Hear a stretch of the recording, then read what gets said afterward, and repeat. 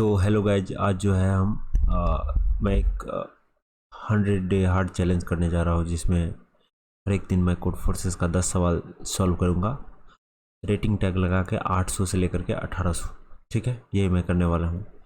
तो हर दिन मैंने सोचा है दो शिफ्ट में काम करूँगा।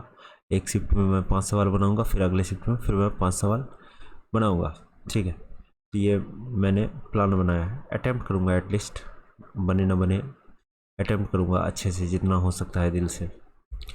ठीक है, तो अपन शुरू करते हैं। चलिए पहला शिफ्ट शुरू करते हैं इसका। ठीक है, so let's start the first shift we have. चलिए मैं कोड फोर्सेस खोलता हूँ।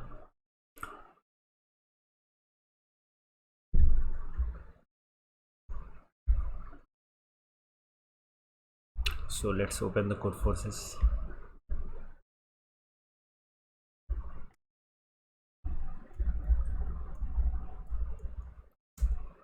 सो मैं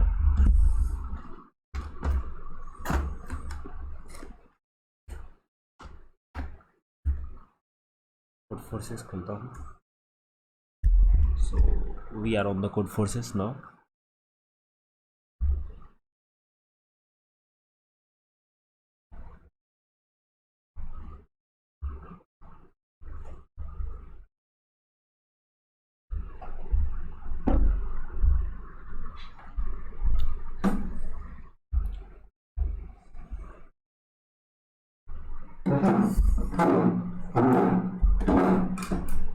तो मैं कोड फोर्सेस खोल चुका हूँ। अब जो है अपने सवाल की ओर प्रॉब्लम सेट में जाके और रेटिंग टैग 800 से 1800 लगाता हूँ। 300। तो मैं इसको अप्लाई करता हूँ। ठीक है, मैंने अपने अकाउंट के अंदर में अभी तक लॉगिन नहीं किया, तो चले जाते हैं अपन अकाउंट के अंदर में। So this is not the account we have. अच्छा, तो मैं यहाँ से 5 सवाल चुनूँगा लाइन से। 1 2 3 4 5। ठीक है, तो गुड एवरेज ये एक सवाल जो हम करने वाले हैं, and the second one, and the third one, and the fourth one, और ये 5वां सवाल रहा अपना। तो ये 5 सवाल है जिसको हम सॉल्व करना चाहते हैं आज के। मैं सबसे पहले पेन खोल लेता हूँ, एक इपिक पेन।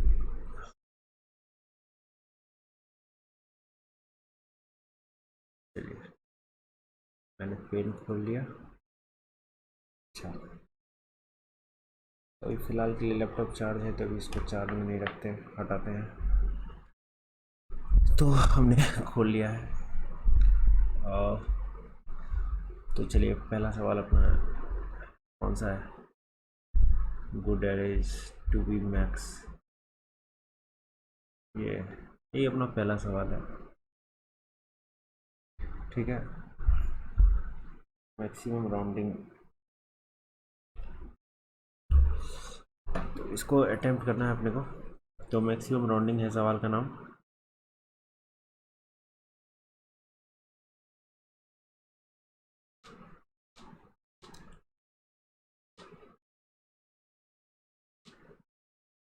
चले, ये है अपने सवाल का नाम। ठीक है, इसको पढ़ते हैं अपन। तो given a natural number x, you can perform the following operation. Choose a positive integer k and round x to k digit. तो आपको एक नेचुरल नंबर x दिया गया है, you can perform the following operation.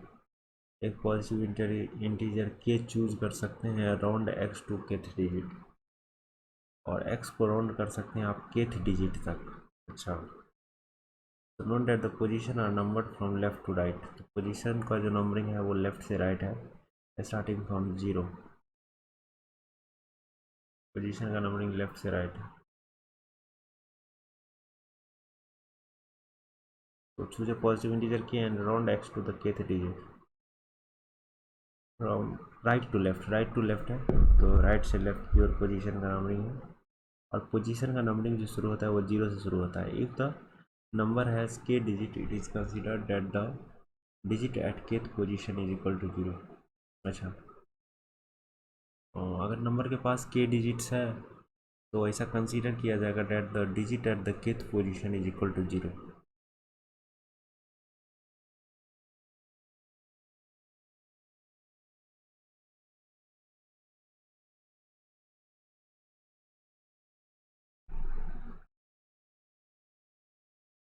अच्छा, number के पास अगर k digit है तो ऐसा कंसीडर किया जाएगा कि kth position is equal to 0, क्योंकि पोजीशन का नंबरिंग 0 से शुरू हो रहा है. kth position k plus 1th digit होगा. तो if the number has k digit, अगर उसके पास k डिजिट ही है तो k प्लस 1th डिजिट को आप 0 कंसीडर कर सकते हैं. That means kth position is equal to 0. तो the rounding is done as following. तो राउंडिंग इस प्रकार से होगा. राउंडिंग का डिफिनेशन कुछ इस प्रकार से है. If the digit at the k minus 1th position is greater than or equal to 5, then the digit at the kth position is increased by 1, otherwise the digit at the kth position remain unchanged. तो अगर digit at the k minus 1th position is greater than or equal to 5, अच्छा, then the digit at the kth position is increased by 1. अच्छा, k minus 1th position पे रखा हुआ digit अगर greater than equal to 5 है तो digit at the kth position is increase by 1. kth position पर जो डिजिट है उसको आप 1 से इंक्रीज करेंगे, otherwise the digit at the kth position remain unchanged. और वैसे आप क्या करेंगे, और digit at the kth position will remain unchanged. वैसे अदरवाइज केसेस में क्या होगा, kth पोजीशन का डिजिट जो है अनचेंज्ड रह जाएगा. लेकिन अगर k माइनस 1th पोजीशन का डिजिट 5 या 5 से बड़ा है तो kth पोजीशन का डिजिट 1 से इंक्रीमेंट होगा. अच्छा, if before the operation the digit at the kth position was 9, ठीक है, अगर ऑपरेशन करने से पहले ऐसा हो सकता है कि digit at the kth position is 9, kth position का जो डिजिट है वो 9 के बराबर है, and it should be increased by 1, then we search for the least position k dash.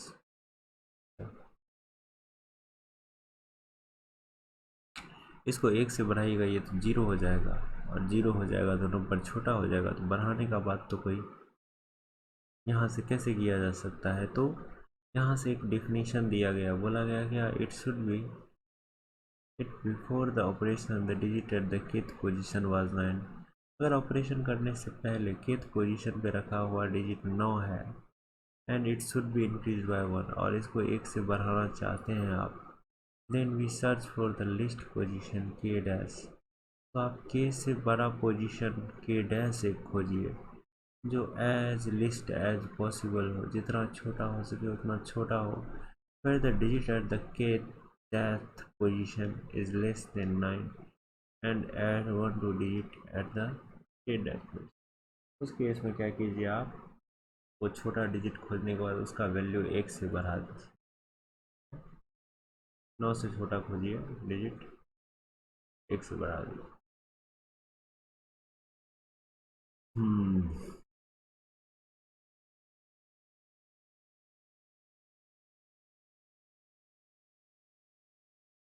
Then we assign k equal to k dash. और आप जो है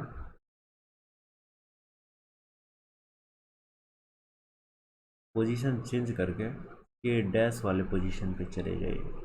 after that all digit which are less than k are replaced with 0.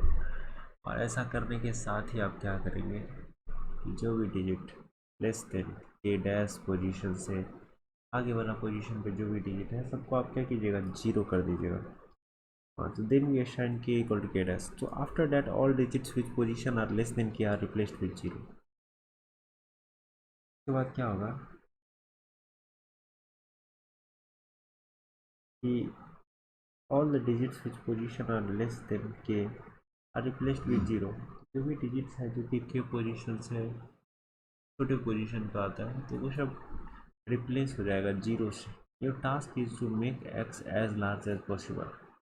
और आपका उद्देश्य क्या है, और आपका उद्देश्य है कि x को जितना बड़ा बनाना चाहे बड़ा बनाए. If you can perform the following operation as many times as you want, अगर आप इस ऑपरेशन को जितना बार चाहें उतना बार परफॉर्म कर सकते हैं, तो एक्स को आप कितना बड़ा बना सकते हैं। For example s is equal to 3 4 5 1, then you can choose consecutively. अब देखिए आपके पास अगर एक्स जो है 3 5, तो आप क्या कर सकते हैं जानते हैं, के बराबर 1, then after operation x will become, के बराबर 1 पर एक ऑपरेशन अप्लाई कीजिएगा तो क्या होगा।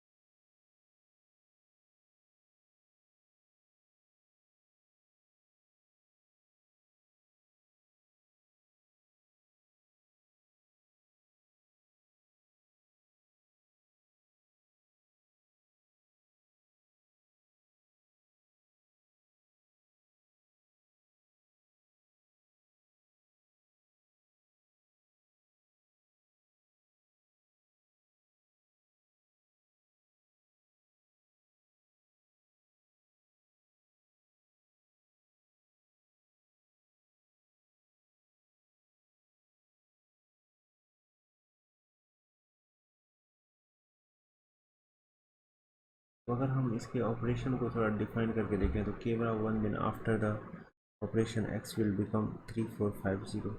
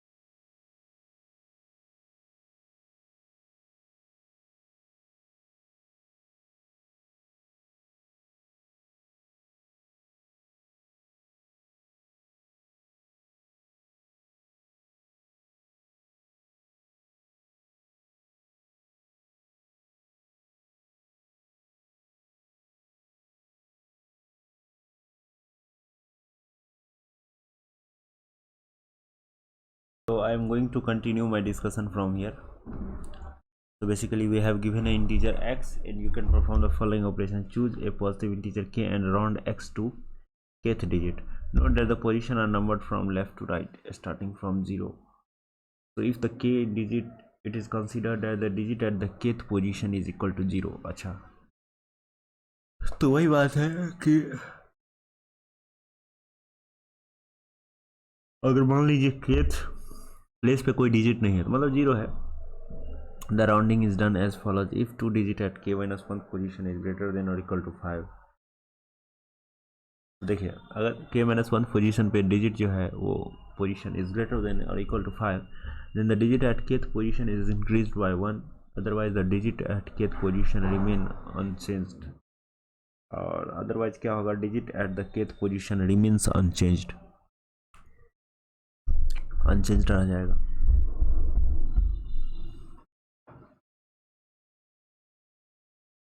So if the digit at k minus 1 position is greater than or equal to 5, then the digit at kth position is increased by 1, otherwise the digit at the kth position remains unchanged.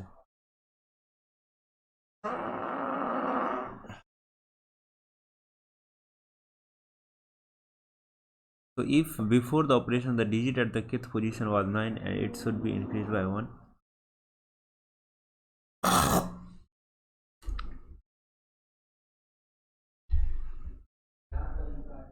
बात यह है कि आप अगर किसी digit पे हैं, ठीक है, आपके पास नंबर है तो नंबर इसी प्रकार से होगा. आपके पास पहला डिजिट, दूसरा, मतलब ये पहला 0th डिजिट, ये पोजीशन 1, सो ऑन. आप सोचिए कि ये अगर 5 या 5 से बड़ा है तो आप इसको बढ़ा सकते हैं. If the digit present at this position is greater than equal to 5, then you can increase the you will increase the value of this digit by 1. Okay, but if it is 9, then you are not going to increase the value of this digit. Then what you will do in that case, you will find the closest digit from this position, the closest position from this position, such that the value present at that position should be less than 9. So if you call it val is less than 9, then you can increase the value at that position by 1. So that's the way we can go for. And at last we will, so, and what you will do one thing more, that when you increase some position by 1, then make all the position before that position 0. So we can solve this question very simply. We can solve this question. We will start iterating from here. And see and change the value at any position if needed. So somehow we reached at this place, and as there is no digit before this number, then you consider it as 0. So you consider it as 0. So if this value, due to this process, if this value becomes greater than equal to 5, then you can put it 1 here, and rest will be again 0 because it is less than equal to 5. So you can't increase any more leading 0 by 1 by increase any leading 0. So that's the main thing. So basically we want to iterate like this, and we can find the position with highest value got increased. So once we find the position with highest value, pause, so that it get increased. Once we find that, then after that it will be very easy. And the easy thing is that 0 from position, highest position, to the position pause, the number will be same, and after that all will be 0. So this is going to be our answer. So just basically the things are like that. We should remember the things, that what is the highest position value such that that position is got increased by 1. So once you find that, so all the numbers before that position will remain same as in the given string, and after that all the digit will become 0, and that particular digit will have the value, increased value. Let's say the before digit will be before operation, the highest position which get changed or increased by 1, that value is d. So after that operation it will become d plus 1. So likewise we can do. So it's an order of n solution you can write. So you will basically given a string which represents a integer, and then you can iterate over that string from end to a start. Direction will be into a start now, because this is the zeroth position digit and this is the highest position digit. So likewise we can do the things. Okay, so let's say you have increased the value and it will become 5. Then after that you will apply one more operation and the highest position will be the position next to it, and it became 1. And as you know, it is less than equal to 5, so no any further 0 digits is going to increase by 1. So your operation will stop here, and all the digits before this will become 0. So it will be 1 0 0 like this. Let's say it was, if it was 4, then it will become 5, and if it will become 5 it will become 1, and all will become 0. That's what we have talked about. That's the thing we have, so we should definitely go for it. Okay, so I am just trying to write the code. Let's see.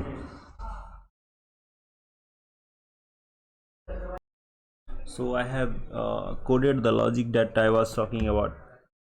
So basically I try to optimize the code.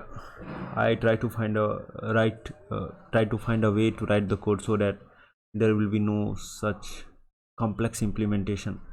So what I have done, I make a string s and initialize it with 0. So there is only one character in this string, that is 0. Then I make another string s1 and input take the input given in the test cases in this string s1. And then after what I have done, I have concatenated these two string s and s1. Then I have made a vector of size equal to s2. Then I made another string s2 and make it equal to s.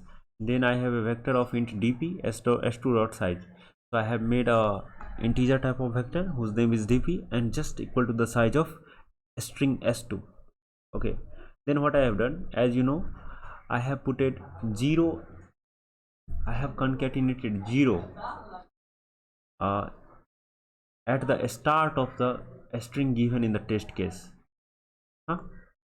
So what I was doing, I considered that how many number of character in the answer string is going to be. In any cases, it can't be more than the length of test plus test case plus 1. So in worst case, the length of the answer is going to be length of the test case plus 1.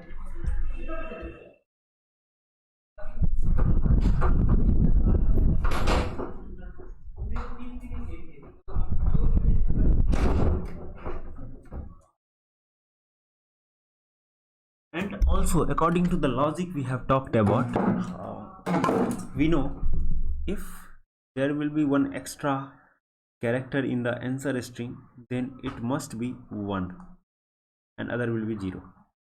Very simple thing. That's why I have concatenated it. And in dp table, dp of I stores the index 0 to I, the largest index 0 to I, which contains a character which is less than 9. Okay, so that's what I have filled in the db table. You can simply fill it using the prefix type of technique. And after filling this dp table, as you can see till now, so after filling the dp table, I have filled the dp table in this much of code. I have filled it, and after that I have done the operation to convert the string. So I have started from the end of a string I equal to s2 dot size, s2 dot size minus 1, I greater than 0, because as you know, the last character you can modify. After that, due to last character, you are not going to modify any more character. So this is going to be the last character which you will modify. So if you modify it when you reach at the previous index, from here you will take the decision that you will modify it or not. So basically, to modify the last character, so 0th character is the last character which you can modify. So basically, for modifying this character, you have to go up to 1 index. That's why I have written I greater than 0, not equal to 0, because it's not necessary. So after that, what I have done, Very simple thing. If s2 of you are currently at index I and its value is greater than equal to character 5, that means simple, you will pick a index which is closest to I and having value which is closest to I in the left side and having value less than 9. So that is stored in the dp of I minus 1. So I is equal to, I have updated I by dp of I minus 1. And then what I can do, simple things, that you want to uh, increase this value of this index by 1. So s2 of I is equal to s2 of I plus 1 I have written. Huh? After that, if this is not the case, that means uh, you are currently at index I which contains a value which is less than 5, that means simple, it is not going to affect the next index. So in that case you will simply go to the next index, that is I minus minus, and again the same process will repeat inside the loop. So we don't really need to worry about those things. So now if we talk about the further things, so the further things is, you can see, so what I have done after that, I have started iterating from the index 0 of the s2 string and goes up to int. Whenever I find an index in s2 which is not equal to the index in s, which is not in, I find index si which is not equal to s2, that means this is the index which got modified. So as you know, whenever I find an index which is get modified, then we simply know all the character will be 0. So that's what I have done in this case. And after that all the characters, so I have an answer string, and if s2 of I is equal to s of I, that means simple, yeah, answer dot push back s2 of I.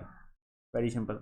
Once you get at a point where s2 of I is not equal to s1 s of I, that means this is the index, this is the leftmost index which got changed.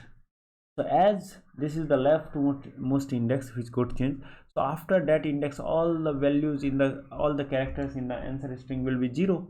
So that's what I have done, answer dot push back 0. Okay, and then we have a break. Very simple thing. So, and there is a issue that, let's say if you don't really need the first character, when, what is the case when you don't really need the first character which is got pushed in the answer? So if the answer of 0 is 0, that means this is not a character which you really need, so you have to remove it. So basically what I have done, I have reversed the answer string, and after that I checked last character is 0, then pop back, and after popping back reverse it again and see out answer. So it's really working. So now I can submit the code. So I try to optimize the code so that it will be not complex code always gives you error. So let's see it works or not. So accept it. So we can move to our next question we have. So this is the next question we have.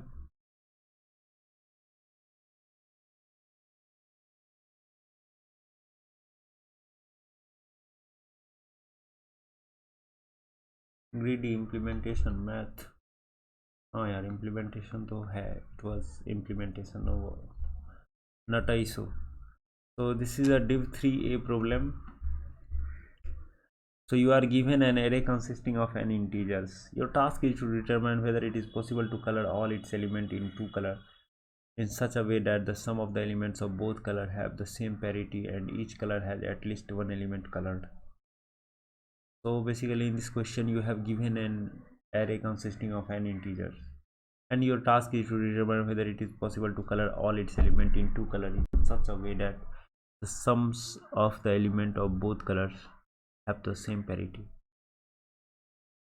Parity means, you can say, the number which is even is of the one type of parity. So there is two types of parity, even parity or odd parity. So your task is to determine whether it is possible to color all its elements in two color in such a way that the sum of the elements of both color have the same parity. Acha. And at least one element's color. So you are basically given an integer array consisting of n integer, और आपका task ये दिया गया है कि आप बताइए कि क्या ये पॉसिबल है to colour all its element in two colour in such a way that, सारे एलिमेंट्स को दो कलर में कलर करना है, such a way that the sum of the elements of both colour have the same parity, ताकि जो है sum of elements of both colour have the same parity, दोनों या तो इवन हो जाए या तो ऑड हो जाए, यही बोला जा रहा है।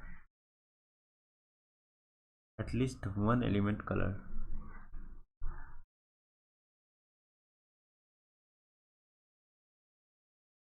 तो कैसे करेंगे, सीधा सा बात है, if some is divisible by two that means you can partition not sum,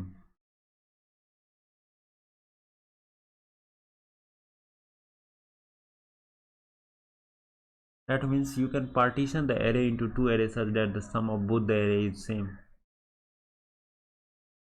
not at least of the same parity. So how can we go for it? तो हम कैसे कर सकते हैं इसको? So in this problem we should find when it is not going to have the same parity. So very simple, what is going to happen if you, let's be little mathematical, let's say you partition it in two parts, huh? This part consists of some numbers of even times this partition consists of even numbers, and also O1 odd numbers. Okay, so this partition, the first part contains even even numbers and O1 odd numbers. In the similar manner it contains E2 and O2. So even times, so nothing to worry, E1 plus O1 is equal to E2 plus O2. What we are concluding from here? Okay, so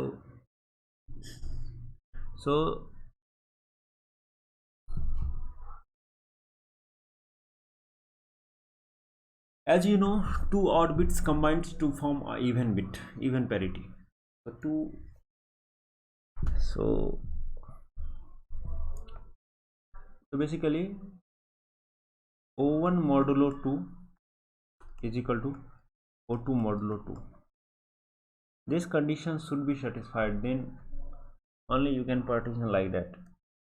So you have some O1 plus O2 is the number of odd numbers, okay, and you will have some number of even numbers.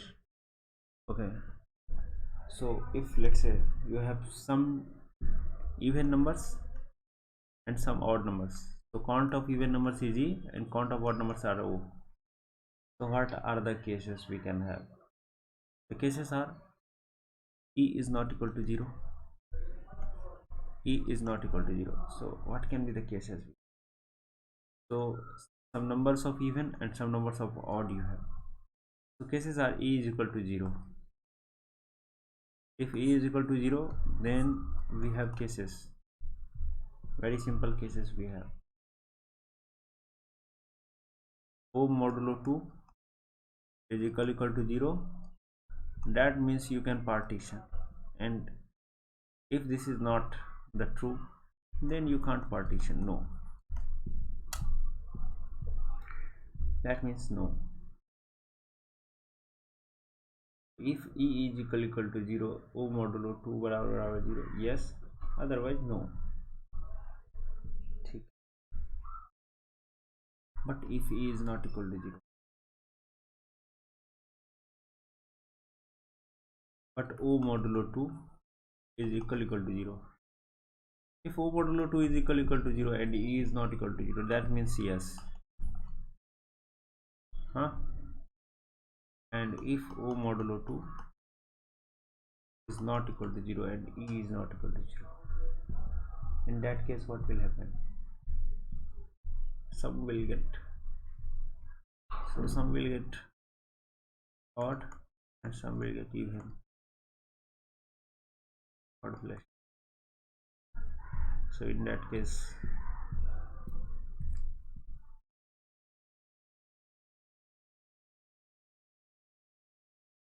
In that case it will be no.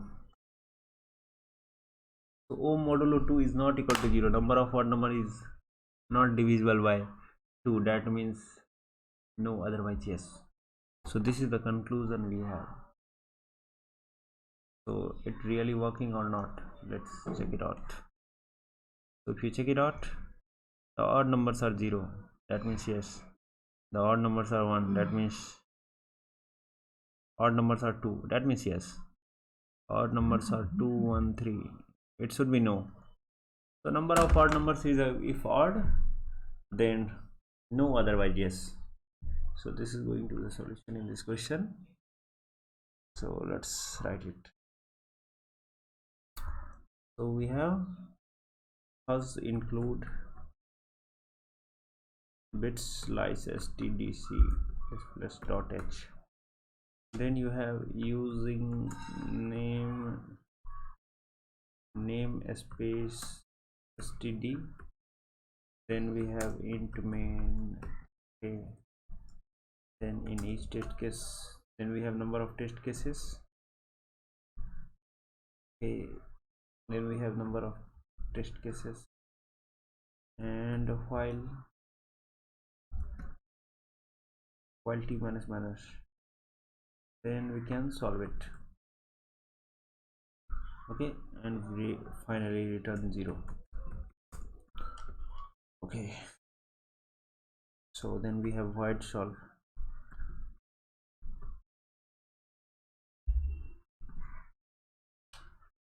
Then we have number of test some number of integer we will get as input, and in those numbers we will count the number of odd values we have. So let's have a count variable. Int count is equal to 0. Then we have a loop, int I equal to 0, I less than n, and I plus plus. Then we have a integer x as input. C in x, if x modulo 2 is not equal to 0, count plus plus. Okay, and after that, if count modulo 2 is not equal to 0, cout no indel, it's cout yes indel. So I think this solution should work. I think so. Let's check it out. It's working or not. So it's working, so we can submit it.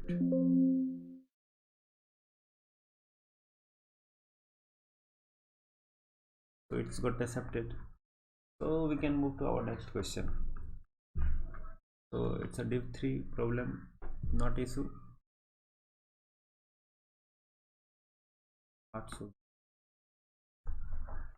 So it's really needful to do some easy problem, because it's good if you do some easy problem, it will improve your speed. Sometimes in easy problem we think a lot. Okay.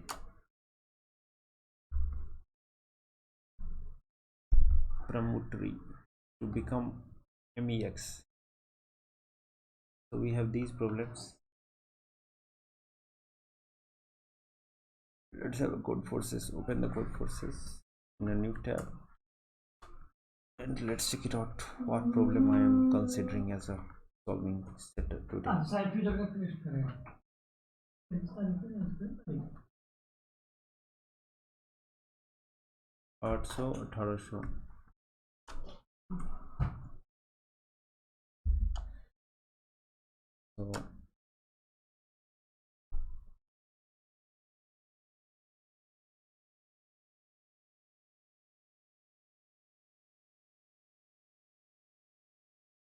So 1800 1600 900 good age. So now we have we are left with the 3 questions we have. So I have done these 2 problems. Now I have 3 problems to solve more. So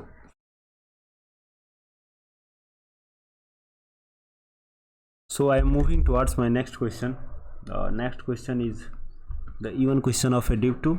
So this is the easy version of the problem. So in this question, so there is a hard version of this problem also, E2, that was, I think that was came in the contest, div 2 890. So that's different thing. So this is the easy version of the problem. The difference between two versions are the constraint on n and the time limit. So you can make hack only if both version of the problem are solved. Okay, so let's talk about the problem statement. So you are given a tree with n vertices rooted at vertex 1. So there is a tree having n vertices. So there is a tree we have given in the question and having n vertices rooted at 1. So this is a, there is a rooted tree you have given, so root is 1. Okay, basically we have a tree whose root is 1. Then after, put some permutation a of length n. So let's talk about a permutation a of length n. So you have a permutation a of length n. Let f of a be the number of pairs of vertices u comma v such that, okay. So for some permutation a of length n, let fa be the number of pairs. So f is a function which gives which is defined for a permutation. So f is a function which take argument as a permutation a of length n, and it gives some integer as output. So that's the basic thing we have. So what is the output of this function f of a? Be the number of pair of vertices u comma v such that, okay, so you have a tree.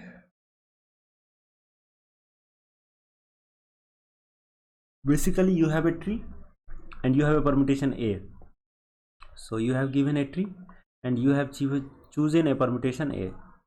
The tree you have given and you choose a permutation a, and for that permutation there is some integer which the function f gives you output. So the function is defined, the function f is defined for a and t. So it's so function gives this integer value by looking at the tree as well as the permutation a, and it looks like this. It takes two integer u and v in the range 1 to n, because the tree has only vertices ranging from 1 to n. So it takes a pair of vertices and finds its LCA. So its LCA is, let's say, LCA of u comma v.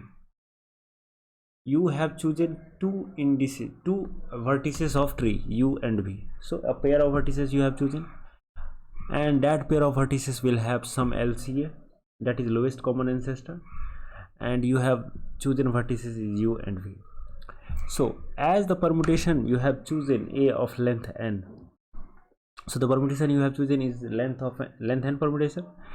So the question is asking if the permutation you have chosen satisfies this condition given. So value present at the index u of the given chosen permutation a, and value present at index LC of u comma v in array a, and the value present at index v of the chosen permutation a, if the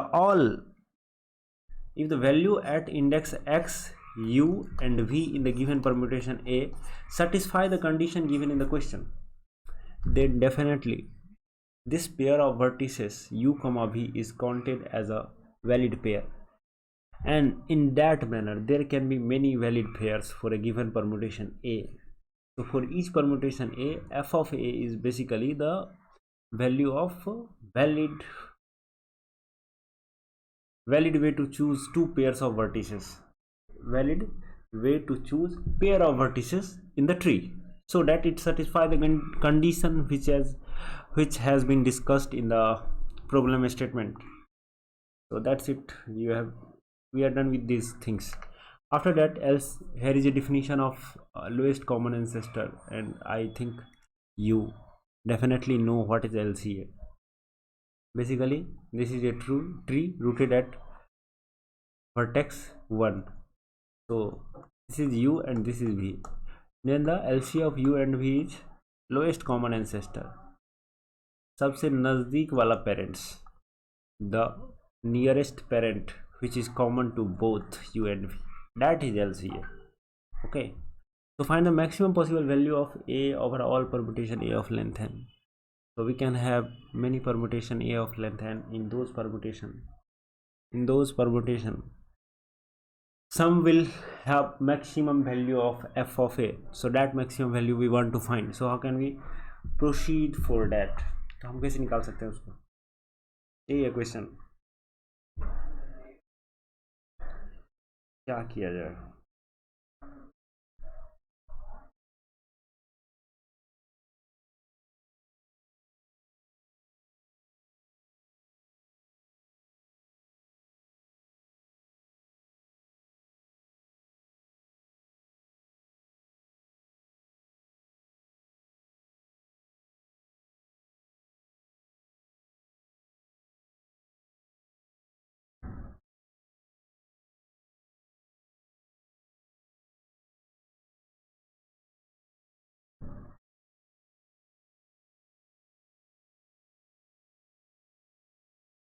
तो कैसे हम जो है इसको सोच सकते हैं। तो सबसे पहला बात, जो हमको ट्री दिया गया है इस क्वेश्चन में वो एक रूटेड ट्री है। तो रूटेड ट्री है उसमें, अच्छा कंस्ट्रेंट देख लीजिए आप, 5000 एट मैक्स 5000 नोड आपको मिलेगा। तो आप जो है अगर number of nodes in the given tree is n, then you can write a solution of order of n square. It's obvious we can write that. अच्छा ठीक है, इतना तो समझ में आ गया है।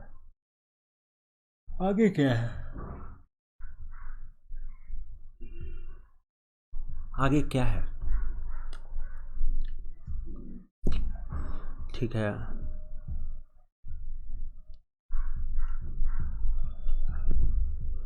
तो हम इसको कैसे सोचें, हमको चाहिए क्या, आप खुद सोचिए कि आपके पास नोड का संख्या 5000 है और हर एक नोड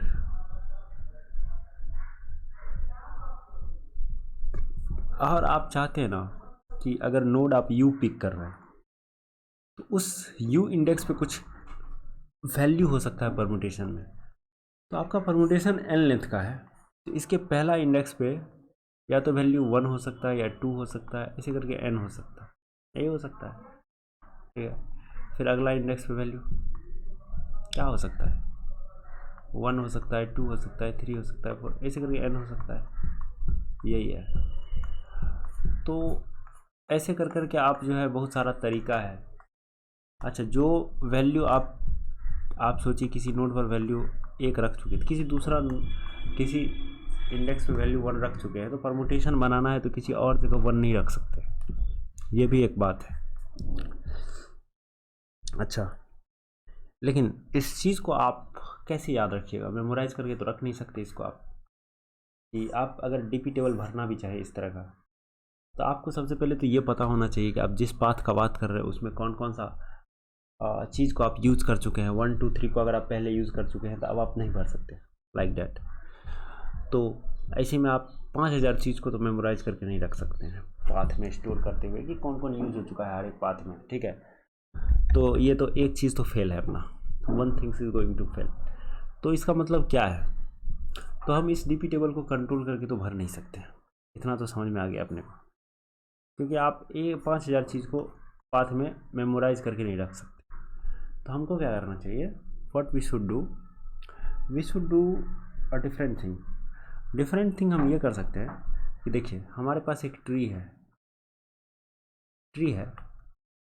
हमारे पास एक ट्री है, बहुत बढ़िया है, कोई दिक्कत नहीं है, सही में हमारे पास एक ट्री है, actually we have a tree. So मैं व्हाइट बोर्ड खोलता हूँ, अच्छा से उस पर होगा, डिस्कस कर पाएंगे। तो बेसिकली हमारे पास ये टेबल है, जिस टेबल को हम भरना चाहते हैं, लेट्स से डीपी टाइप सबको थोड़ा सा लग ही रहा होगा, तो हम भरना चाहते हैं इसको।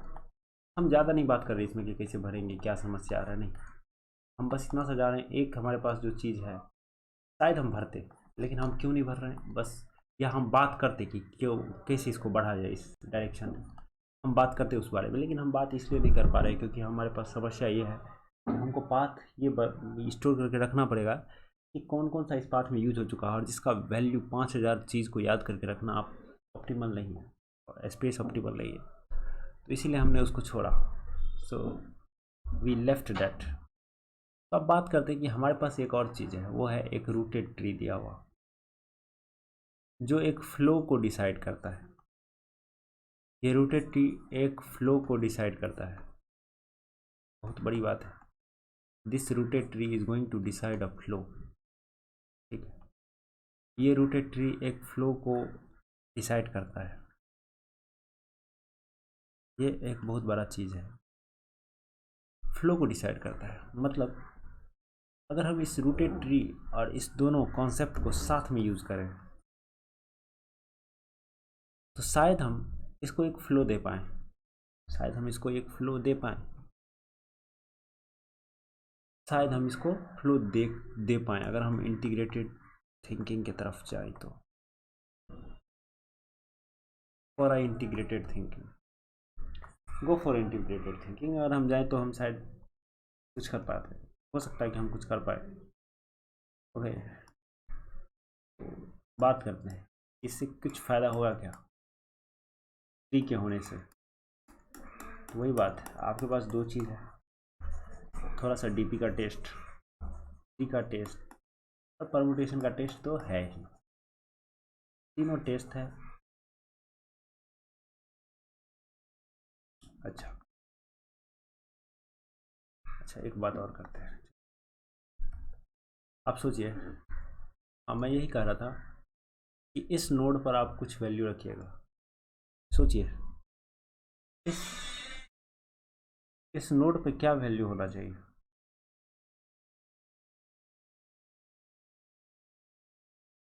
इस तरफ से और इस तरफ से कोई भी नोड चुनेगा, कोई भी, if anyone is going to choose a u from this side and a b from this side, LCA is going to be the node 1। सही बात है, LCA नोड 1 को होना है। तो हम क्या चाहते हैं, हम यही चाहते हैं। आप ये बताइए कि अगर u कॉमा v एक वैलिड पेयर है तो क्या v कॉमा u एक वैलिड पेयर होगा। आप खुद देखिए,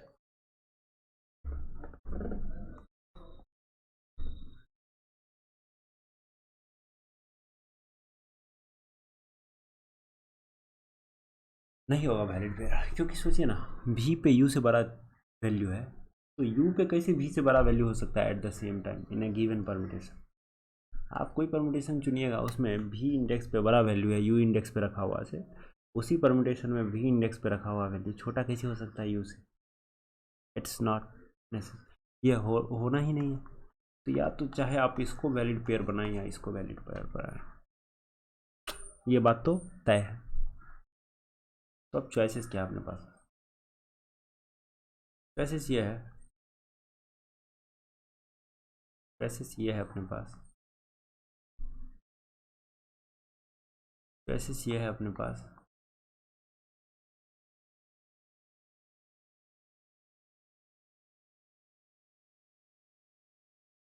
चॉइसेस क्या है अपने पास, चॉइसेस ये है अपने पास कि एक काम कर सकते हैं हम लोग काम ये कर सकते हैं। आप सोचिए कि मैं इस सारे u कॉमा भी, हर एक u के लिए भी वेज है, ठीक है, इस सब इंडेक्स पे जो रखूँ वैल्यू वो बड़ा रखूँ, इस सब इंडेक्स पे जो रखूँ वैल्यू वो छोटा रखूँ। तो ये u को मैं छोटा दे देता हूँ, अब v को मैं बड़ा दे देता हूँ। तो u क्रॉस v इतना वेज तो हमको मिल जाएगा, that is going to be the best at the time. तो u गुना v तो हो जाएगा। ये सारा नोड क्या होगा बताइए, u गुना v नोड्स जो है, या v गुना u कीजिए, तो कुछ भी, ये आपका मर्जी है। It is going to be your one of the, साथ ही साथ, अच्छा, तो ये u गुना v या v गुना u, आप इसको जो है एक अच्छा वो बना सकते हैं। क्या बना सकते हैं?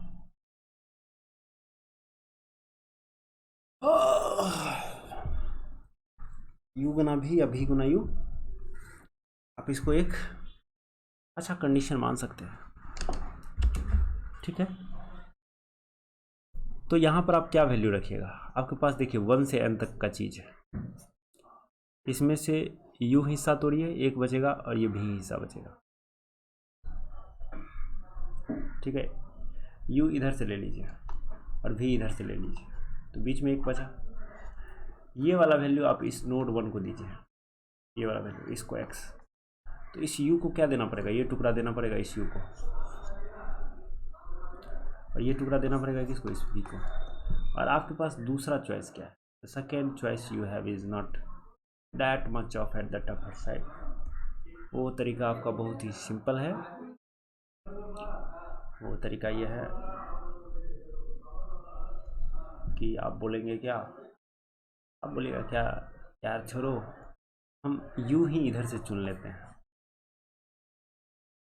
और ये इधर से भी चुन, तो फिर यू इसको मिलेगा, ये वाला टुकड़ा पार्ट 2 इसको मिलेगा, पार्ट 1 इसको मिलेगा, और यहाँ पे एक्स आ जाएगा। इस तरह से फिर इसको जब पार्ट 1 मिला, तो ये हमारे पास दो चॉइसेस हैं। At each stage we have 2 choices. Choices तो हमारे पास 2 है हर एक बार में, कि आप या तो इधर से चुनो, इस लेफ्ट के लिए लेफ्ट से चुनो, या लेफ्ट के लिए राइट से चुनो।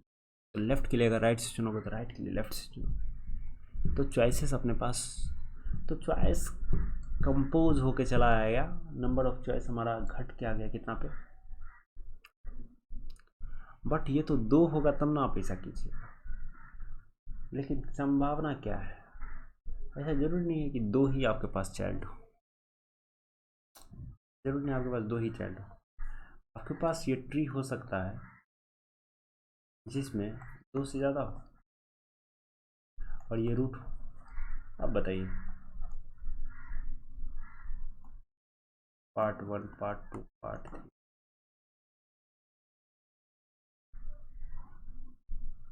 अब क्या कीजिएगा। आपके पास चॉइसेस ये है, पार्ट 1, पार्ट 2, पार्ट 3, आपके पास ये पूरा एरे है, ठीक है, पूरा एरे है आपके पास। आप इसको तोड़ना चाहते हैं 1 2 3 4 5 हिस्सा में तोड़ना चाहते हैं, ठीक है। जाहिर सी बात है आप 5 हिस्सा में तोड़ना चाहते हैं, और एक हिस्सा ऐसा होगा जिसमें एक ही एलिमेंट हो, ठीक है, और बाकी में V1 एलिमेंट होगा, इसमें V2, इसमें V3, इसमें V, आपको कहिएगा V1 V2 V3, इस तरीक़ा से, इस तरीक़ा से आप, तो यही आपके पास चॉइसेस है। आपको एक चॉइस को चलो और फिर आप अपना काम करो। जो आप ऐसा कर सकते हो कि V1 V2 ये ऐसे कर दिए, V3 V4, यहाँ पर भी बहुत सारा चॉइसेस है। तो किसी एक चॉइस को, हर चॉइस को आप देखो, फिर उसमें से जो आता है उसको करो, ऐसे करो, ये बड़ा कॉम्प्लेक्स हो गया। यहाँ से पैलिंड्रोमिक पार्टीशन तो दिख रहा है, कोई शक नहीं है इसमें। 5000 नोड है तो n स्क्वायर का सोल्यूशन करना पड़ेगा। हाँ देखते हैं, चलिए 1 मिनट देखते हैं इसको, ठीक है।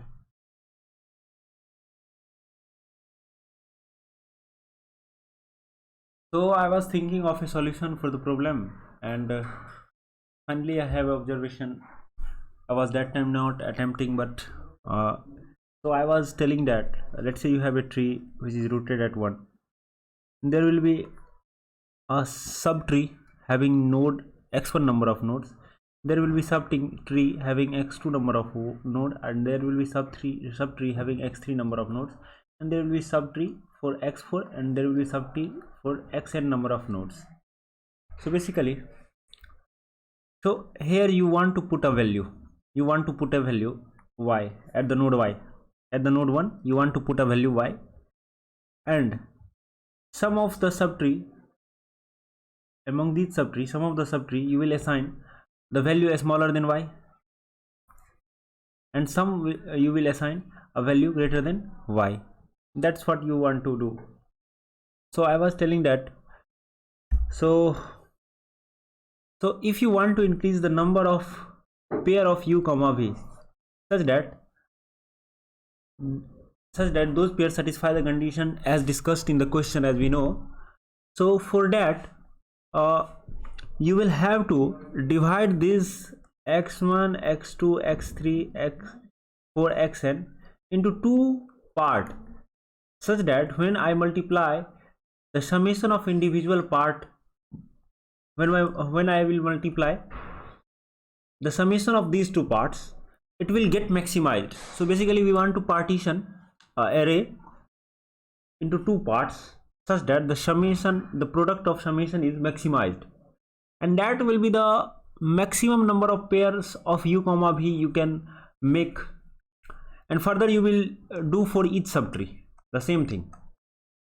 Okay, so the first issue is this. So we have to first calculate in a rooted tree whose root is 1. I have to calculate the number of nodes in each subtree, and after that, when I have the number of nodes of each subtree, we will go for each of the node, and we have, when we are at a node v, so it will have some number of subtree, and each subtree there will be some number of nodes. So the number of nodes in the subtree can be represented in the form of array, like x1 x2 x3 and so on xn. So this, if number of subtree of a node v is n, then let's say the first subtree has x1 number of nodes, and second has x2, and so on the third, and so on the nth has xn number of nodes. So you want to partition this array into two array such that the summation of both array, the product of summation of both arrays get maximized. So how can we partition that? So this is basically the problem. So we have to individually solve this sub problem for each subarray. First I have to calculate the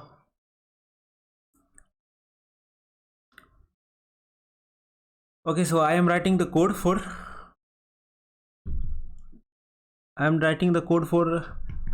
first calculating the size of subtree in the given tree, and after that I will do the same we are talking about. So how can I partition the array into two arrays such that the product of both the arrays get maximized? So how can you do that? That's the thing, one thing you have.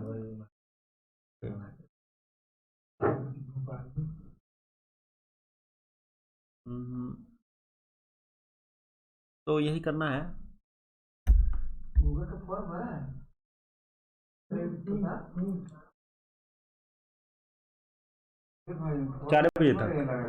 4 बजे तक था. So as I have talked about the solution, so once you have calculated let's say I have implemented the things like in this manner. So I am talking about, so first what I have done. So as you can see, this is the main function I have implemented. You can see clearly. So I have taken the input number of nodes in the given tree you have, and then I have made an adjacency list. So as you can see, I have made an adjacency list. So as we have n-1 number of edges, as it is given, as it is a tree, so we know that if the number of nodes in a given tree is n, then the number of edge in the tree must be n-1. So that's what given in the question. And after that I have made the adjacency list. After that I have done these things. So what I have done, I have calculated, if let's say you are node 1 as a root, then you have a node v1, you had a node v2, and you have a node v3. So these are the nodes you have connected to the node 1. Then what I am telling you, very simple thing. So I want to calculate for node 1, I want to calculate the number of nodes in its subtree. So these are the total number of nodes in the subtree. So that's what I want to calculate, and for that I have to store that for if v is the root of a subtree, then how many number of nodes are present in that subtree. I have stored that thing in subtree of v. So for that I have made a vector of int subtree n plus 1 comma 0. So initially I have put it n equal to 0 at each index of subtree. So I have a subtree vector, and every index of that subtree vector contains integer value which is 0. That means, and now I want to store subtree of v. So I want to write a code so that subtree of v will store an integer I, such that which represents the number of nodes in the subtree of V. If V is the root of subtree, then how many number of nodes are present in that subtree? So that's what I want to store. For that I have run a DFS, so you can simply run a DFS. And after that, as you know, I want to iterate over each of the node in the tree, in the rooted tree, which is rooted at node 1. And I have told you that each level I will store the all the nodes, number of nodes present in each of the subtree of a. So if V, let's say 1 is the root, so there will be some child of this node 1, v1, v2, v3 and so on, vn, and each. So if v1 is the root of a subtree, then what is the number of nodes that is stored in subtree of v1, and so on. Subtree of v2 contains the number of nodes present in a subtree having root v2, and so on. Vn contains the number of nodes present in a subtree whose root is vn. So that's what is stored. So if I am at node v and its child is ch1, ch2 and chn, so I can store all those number of elements in all the subtree having child ch1, ch2, having root ch1, ch2, ch3. So I can store those things in where I can store. So as you can see, I have stored while running the second DFS1. I have stored those things in a vector, and I want to partition this vector in two parts. So basically what I want to do, after I have this vector, I have calculated this vector, and I want to partition this vector in two parts, two set s1 and s2, such that the product of the summation of each set. So every element can be put it in one of the set. So you have a vector, and each element you can put the element in either s1 set or s2 set. So in this way you can use all the elements of this vector, and after that you have a two set s1 and s2. So you want to maximize the summation of product of s1 and s2. So you want to maximize the summation of sigma s1 into sigma s2. This is what you want to maximize actually. So if you want to maximize these things, summation of s1 into summation of s2, then how can we maximize it? So basically you can say that if the sum of values of elements present in set s1 is in set s1 is s1, then what is the value of s2? S2 will be nothing but s minus s1, where s is the summation of whole elements present in the vector vac. Very simple things. So we want to maximize that. So basically we want to partition this sum into two parts, sum minus s1 and s1, such that sum minus s1 into s1 is get maximized. So if its value is y, I want to maximize this value. So okay, so we will think that something math is present hereby I can use something mathematics or not. So that's what every people should care of, that can we do something mathematical here or not. So I want to maximize this term. So as you know, sum is the total sum of the vector vac. So no worry. तो हम क्या कर सकते हैं, what we can do, as you know we have y equal to sum minus s1 into s1. So I want to maximize this value. So I can so for different value of s1, its value is depending on sum is constant. So basically this y value depends on s1. So how I can find the value of s1 at which this y is get maximized? So I will differentiate it dy upon ds1 with respect to s1, because its value depends upon s1. So it will get converted like this, sum minus 2s1. So if I want to find the point at which this value is get maximized, so I have to equate it by 0, and s1 is equal to sum by 2. So it's basically saying that it's a quadratic equation, and quadratic equation maximum value is present at the point where d is minimum. Okay, so it's telling that s1 equal to sum by 2 होना चाहिए. But as we know, this is not a s1 is not contiguous. That means ऐसा नहीं होगा कि s1 का value 0 भी संभव हो, 1 भी संभव हो, 2 भी संभव हो, because I can make s1 by adding some elements, and that elements doesn't mean that you can add and make it any what you want. So basically, so from here, so I am telling that you can make s1 by picking some number and adding. So it depends that which s1 value can you generate or not. It only depends on the what values you have present in the set, huh? So and you have randomly picked in those choices to find the s1. So some people can think of a binary search, that let's say I will apply a binary search from 0 to s sum by 2, that I can make s1 as close as possible to s by 2 sum by 2. So if you want to do it, and if you want to implement the checker function, then it will be very crucial, because checker function if you want to implement, then how will you randomly pick a number and take a decision? So that's the issue we have.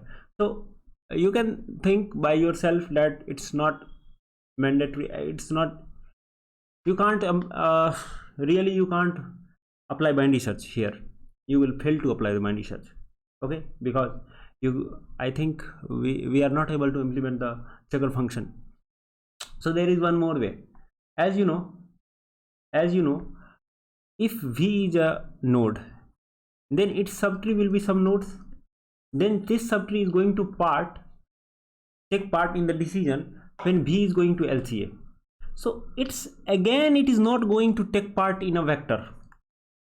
So every node is going to take part only once, and number of nodes in all the test cases is 5000. Okay, so one more thing. So every node is only going to take part only once, and the number of nodes is 5000. So we can write a solution of order of n square. So if we can process this vector in order of n square, so that I can tell you, so that we can take the decision that what is the maximum product, so that we can split this vector into two parts, s1 and s2, two set s1 and s2, such that the summation of those two set, product of summation of those two set get maximized. तो हम यहाँ पर dp लिख सकते हैं, that is f of ind comma vector comma sum. We can either take the element present at ind index in the sum, include it or not include it. We have two choices, and some value is not going to greater than 5000. So we can write a dp solution to maximize. So finally, if you reach at index ind equal to vec dot size, so it's a typical problem, as you know, a standard problem of dp, we can solve that. So using that dp state, you can optimize the things, and you can see if I am going to submit the code, the logic I am talking about, so it's working.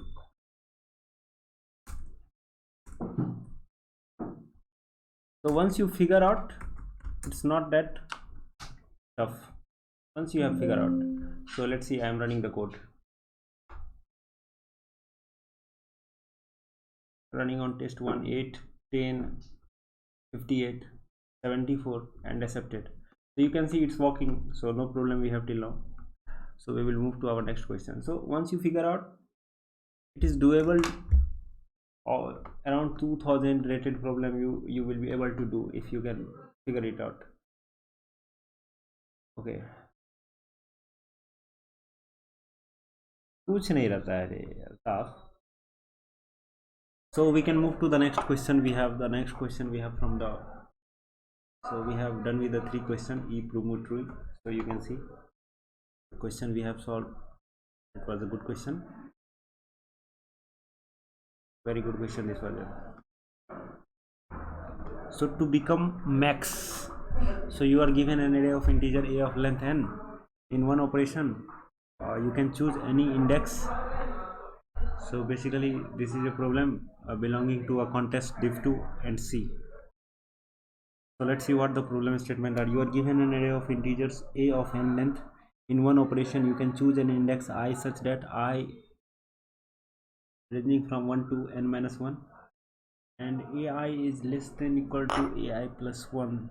Okay, increase ai by 1.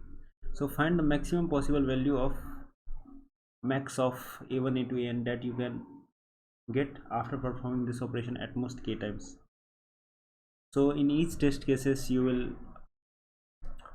so there will be several test cases, and sum of all the test cases, in each test cases you will get a array. So the sum of the length of array in each test cases is not going to exceed the value 1000. So that's the one thing we have. So the observation here is very simple, that you can write a solution of order of n square. So this is the observation from here. So let's talk about other thing. So other thing is very simple. So you can, in each test case you will get an integer n and another integer k. So n is basically the length of array you will get, and number of element in the array you will get n, and then you have integer k, that means how much maximum number of operation you can do on the array. And the operation are defined as follow: choose an index I such that you can pick any element ranging from leaving the last element. You can't pick the last element, but before last element you can pick any element of the given array such that the value present at the index I uh, is a of I should be less than equal to a of I plus 1. This condition should be satisfied if you are picking an index I, and then you can increase ai by 1. So basically after that what you can do, you can increase the value of ai by 1. Okay, so they are asking you at most the number of operation at most you can apply on the arrays k, and then they are asking you to find the maximum value of the array after performing the operation. So what you can do, so very simple thing. So as you have the array, you can't sort the array. First thing is very clear, because you can't sort the array. And the second thing is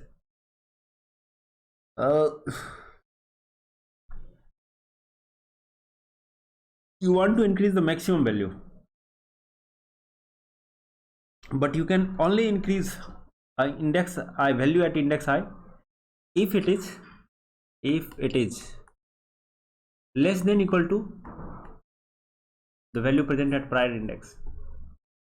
So if you want to increase any element's value, you can't increase the value by the previous element plus 1. You can't increase the value so that it will get increased by ai plus 1.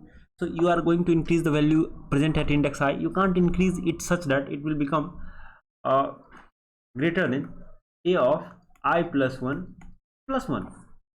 It's very clear and cut. So one thing is very clear. So you have so initially there will be some maximum value present in your array. At initial condition you will have some maximum value present in the array. So as you have n operation,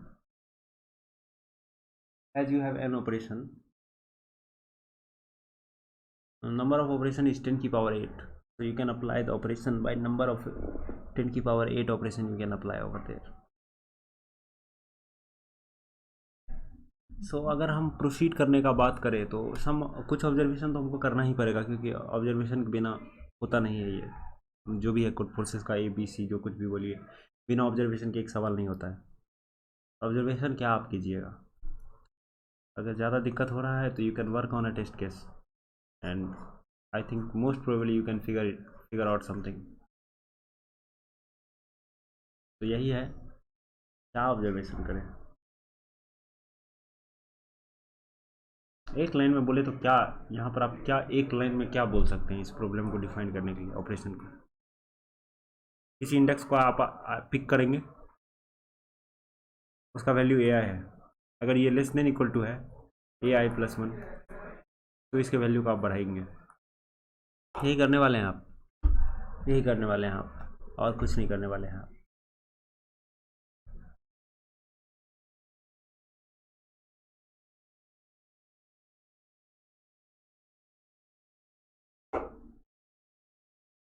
maximum value को आप बढ़ाना चाहते हैं।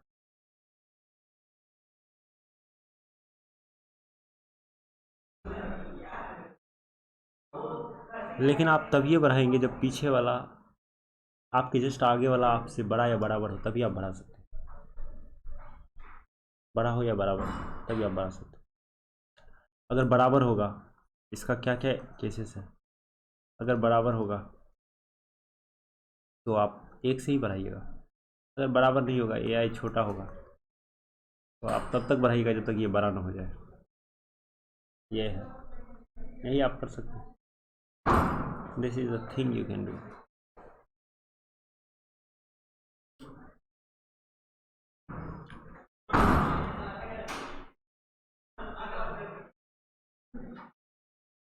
पहले तो हम कुछ figure out करें कि कैसे इसको कर सकते हैं।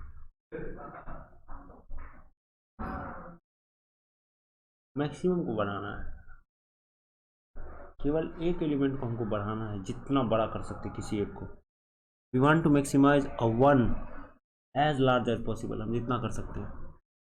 ये एक पिन पॉइंट है जो आपको दिमाग में सोचते रहना चाहिए कि हम किसी एक को सबसे बड़ा बनाना चाहते हैं, जितना बड़ा सकते हैं, और कर ये सकते हैं, बढ़ा ऐसे सकते हैं कि उसके आगे वाला बड़ा होगा या बराबर होगा, तभी आप उसको बढ़ाइएगा। और ऐसे कर करके आपको सबसे बड़ा वाला किसी एक को बहुत बड़ा बनाना है, जितना बड़ा बना सकते हैं। ठीक है, ये बात है। यही है, बस इस बात को सोचना है अपने को। किसी एक को हम जितना बड़ा बनाना चाहे उतना बड़ा बनाएंगे, और कंडीशन ये है बढ़ाने का कंडीशन क्या है, a i plus one should be greater than equal to a i, तभी आप जो है ए आई को बढ़ा सकते हैं, तभी आप बढ़ा सकते हैं, then only you can increase that.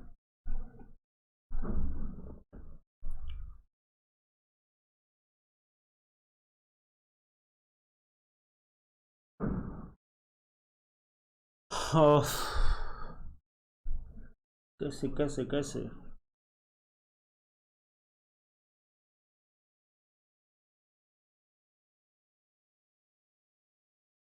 मान लीजिए आपके पास, हमारे पास केसेस क्या क्या हो सकता है, हमारे पास दिया गया एरे सॉर्टेड हो पहले से, सोचिए। तो if you have a sorted array you have given, तो हम क्या करेंगे उस केस में, आपके पास एक सॉर्टेड एरे दिया हो तो सॉर्टेड एरे में तो बड़ा आसान है, ये सबसे बड़ा वाला एलिमेंट को यहाँ पे मान लीजिए, ठीक है। The largest element are present in the last of the array, so array you have given is sorted. तो आप क्या कीजिएगा, इसमें कुछ नहीं कीजिएगा, बेसिकली सिंपल सा बात है। आप सोचिए रहे, इस पे ऑपरेशन तो कर नहीं सकते, you can't do operate on this element, तो you can operate on this element. इसको आप बढ़ाते बढ़ाते बढ़ाते बढ़ाते आप चाहेंगे कि इससे बड़ा कर सकते हैं तो कर दो, आप कर दीजिएगा। बहुत ही सिंपल सा बात, कोई दिक्कत नहीं है, आप कर दीजिएगा बड़ा इसको, ठीक है, कर दीजिएगा बड़ा आप इसको। उसके बाद हाँ, उसके बाद आप इसको भी तब तक बढ़ा सकते हैं जब तक कि पीछे वाला से बड़ा ना हो जाए, यही है। तो आप जो है, आप सोचिए ना, ऐसे कर करके आप एक ऐसा एलिमेंट पाइएगा जिसको आप सबसे बड़ा बना पाइएगा, और एरे आपका इस प्रकार से हो जाएगा, ऐसे आपका बढ़ते जाएगा एरे, समझ रहे हैं ना। तो बात यही रहा कि हमारे पास अगर सॉर्टेड एरे है ना, हम इसको इस प्रकार से बढ़ाने का कोशिश करेंगे, और जहाँ पर जाके हमारा ऑपरेशन खत्म हो जाएगा, कीप का वैल्यू सेटिस्फाई हो जाएगा, वहीं हमको रुकना पड़ेगा। ये है कुछ इस प्रकार से कि आप इसको पहले बढ़ाइएगा, फिर इससे बड़ा इसको बना सकते हैं, इससे बड़ा इसको बना सकते हैं, यही करते हैं, यही अपन लोग तो करते हैं। अच्छा, आप सोचिए कि मान लीजिए सबको बड़ा करने के बाद आपके पास कुछ ऑपरेशन बच गया, आप फर्दर आप बड़ा कर सकते हैं क्या, नहीं कर सकते, क्यों नहीं कर सकते, ये ऑलरेडी इससे बड़ा हो चुका है। अब आप इसको नहीं बढ़ा सकते यार फर्दर, क्योंकि कंडीशन दिया है, तो कंडीशन को सेटिस्फाई नहीं कर पा रहे हैं। तो ये बात रहा सबसे पहले बात, तो अनसॉर्टेड है तो उसको सॉर्टेड बनाइए, पहले अनसॉर्टेड चीज़ को तो आप सॉर्टेड बनाइए, सबसे पहला बात तो यही है।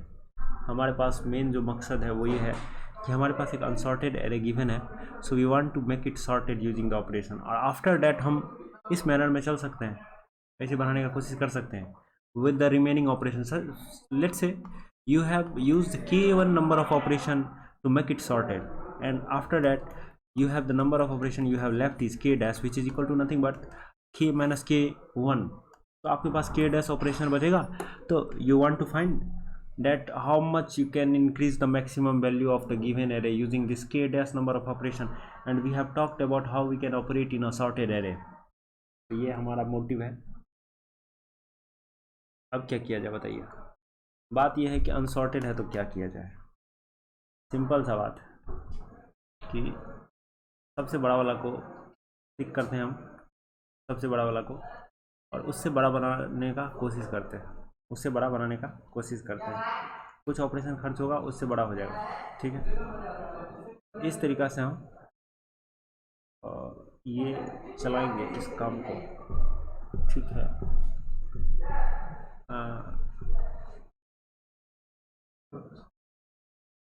गेट सटा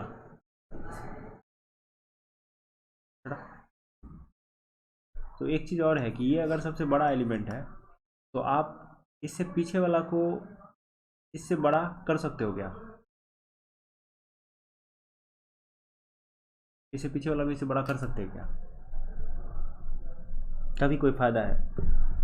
तो इससे पीछे वाला को अगर इससे बड़ा करना है ना, तो इसके यहाँ पर जो एलिमेंट होना चाहिए,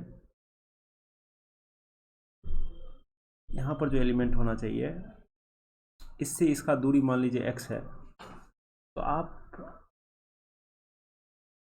जो है यहाँ पर एक बढ़ाए, यहाँ पर दो बढ़ाए, यहाँ पर तीन बढ़ाए, मतलब अगर x दूरी है ना इस लास्ट एलिमेंट और ये सबसे बड़ा वाला के बीच में, अगर x दूरी है ना, तो इस एलिमेंट को आप आ जाएगा। अरे कहाँ में चल जियो आका पॉइंट ले लेता।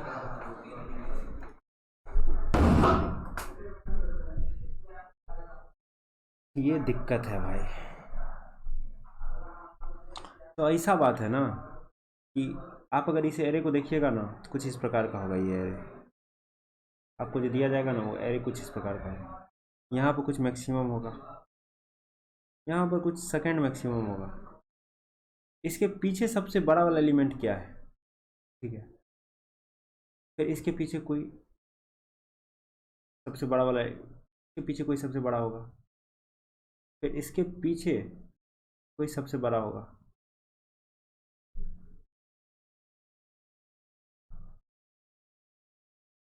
तो सबसे बड़ा वाला से तो आप ऑपरेट करोगे और यहाँ तक जाओगे, जितना बढ़ाने का कोशिश करोगे करोगे आप, लेकिन क्या यहाँ से शुरू करने में फ़ायदा है?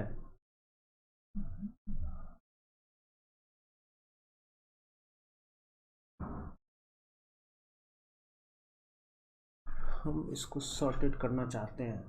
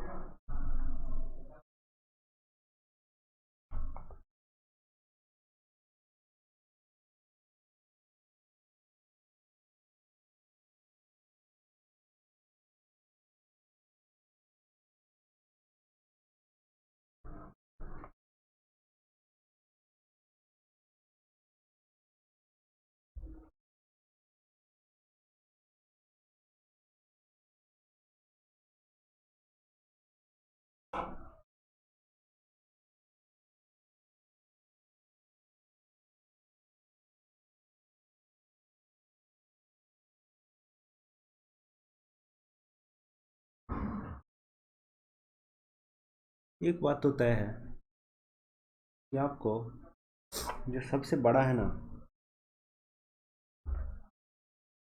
का बहुत बड़ा योगदान होगा।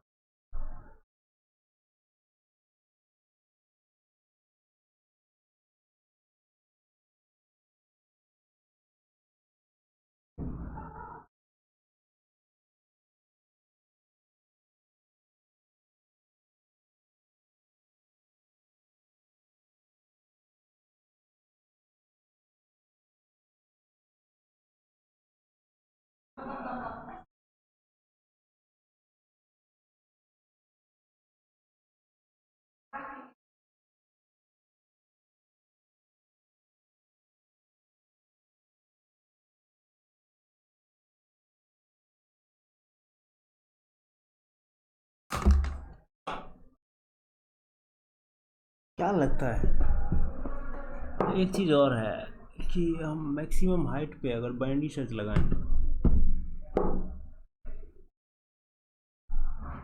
आप सोचिए कि एक्स हाइट आप अचीव करना चाहते हैं के नंबर ऑफ ऑपरेशन में, तो कर सकते हैं क्या? मैक्सिमम हाइट आपका एक्स हो, मैक्सिमम हाइट आपका एक्स के ऑपरेशन में, एट मैक्स के ऑपरेशन करना है। अगर इस तरह का चेकर फंक्शन इंप्लीमेंट करना कर पाते हैं अगर हम मैक्सिमम हाइट कैलकुलेट करने के लिए,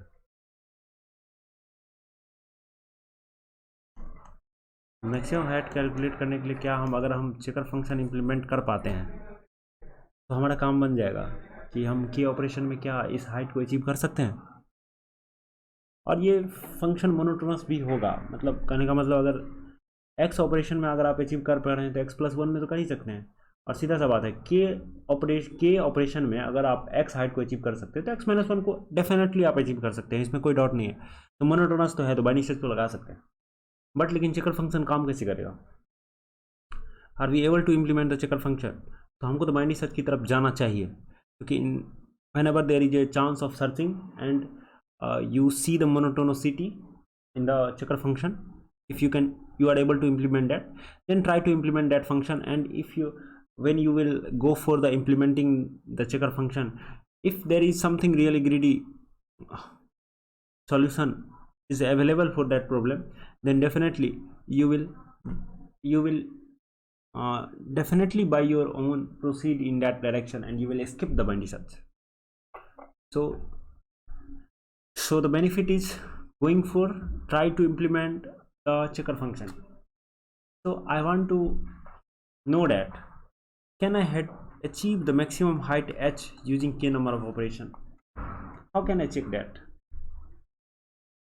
I want to achieve the maximum height.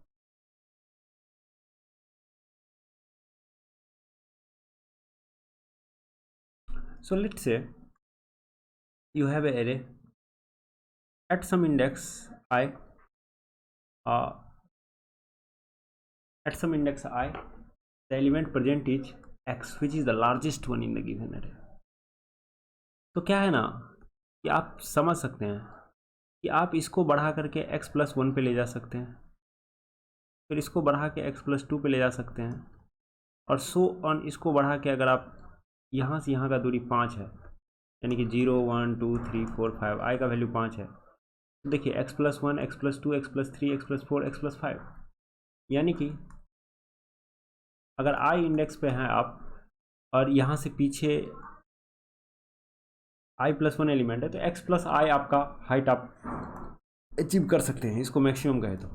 इसके लिए कुछ नंबर ऑफ ऑपरेशन लगेगा, लेकिन अगर आप चाहते हैं कि हाइट एच अचीव करना, अगर ये हाइट इसमें से कोई हाइट, तो यहाँ से आपको एक्स हाइट भी है, एक्स प्लस वन भी हाइट आप अचीव कर सकते हैं, एक्स प्लस टू भी हाइट अचीव कर सकते हैं कि नहीं कर सकते, आप ये चीज़ कैलकुलेट कर सकते हैं कितना ऑपरेशन लग रहा है, और सो ऑन एक्स प्लस आई, ठीक है।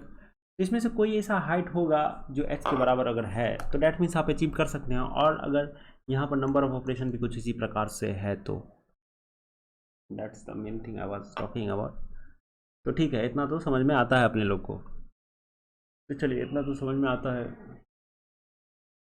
और क्या है,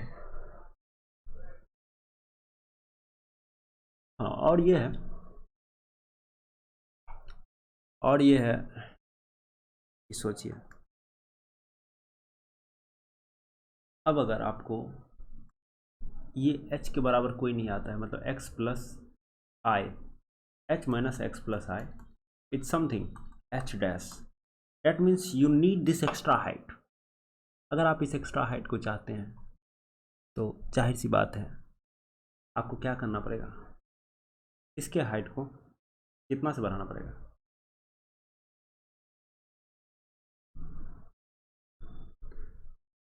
कैसे किया जाए।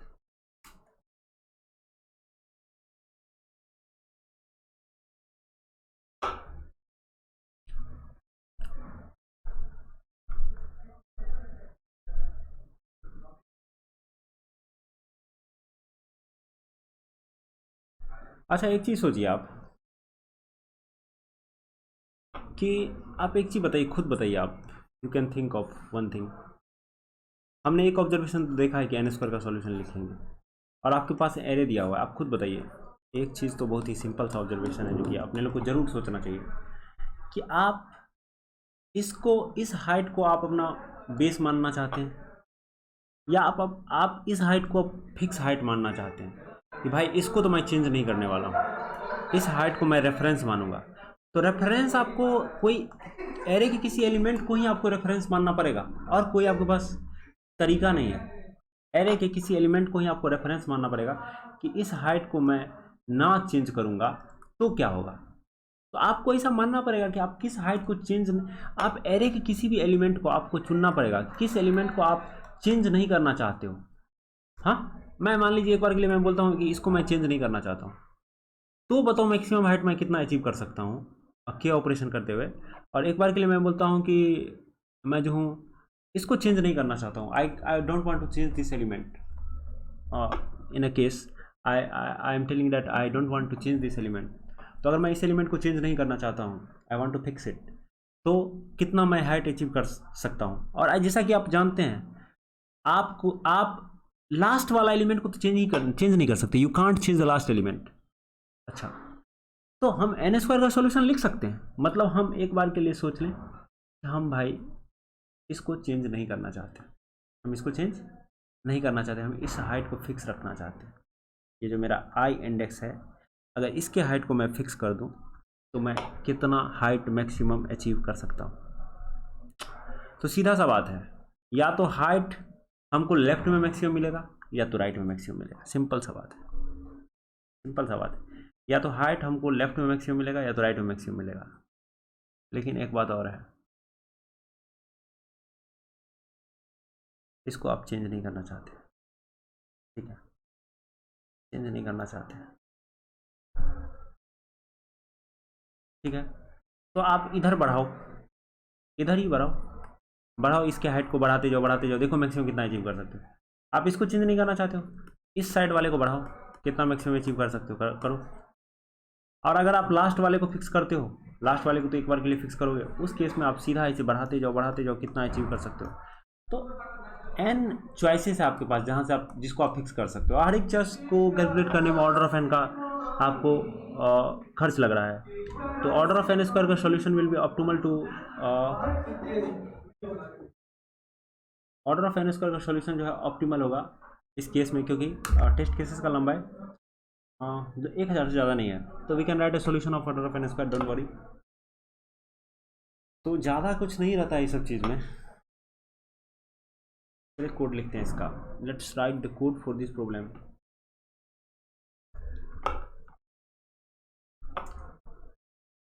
First include bit slice stdc++ .h using name space std, और उसके बाद होगा हमारा int main।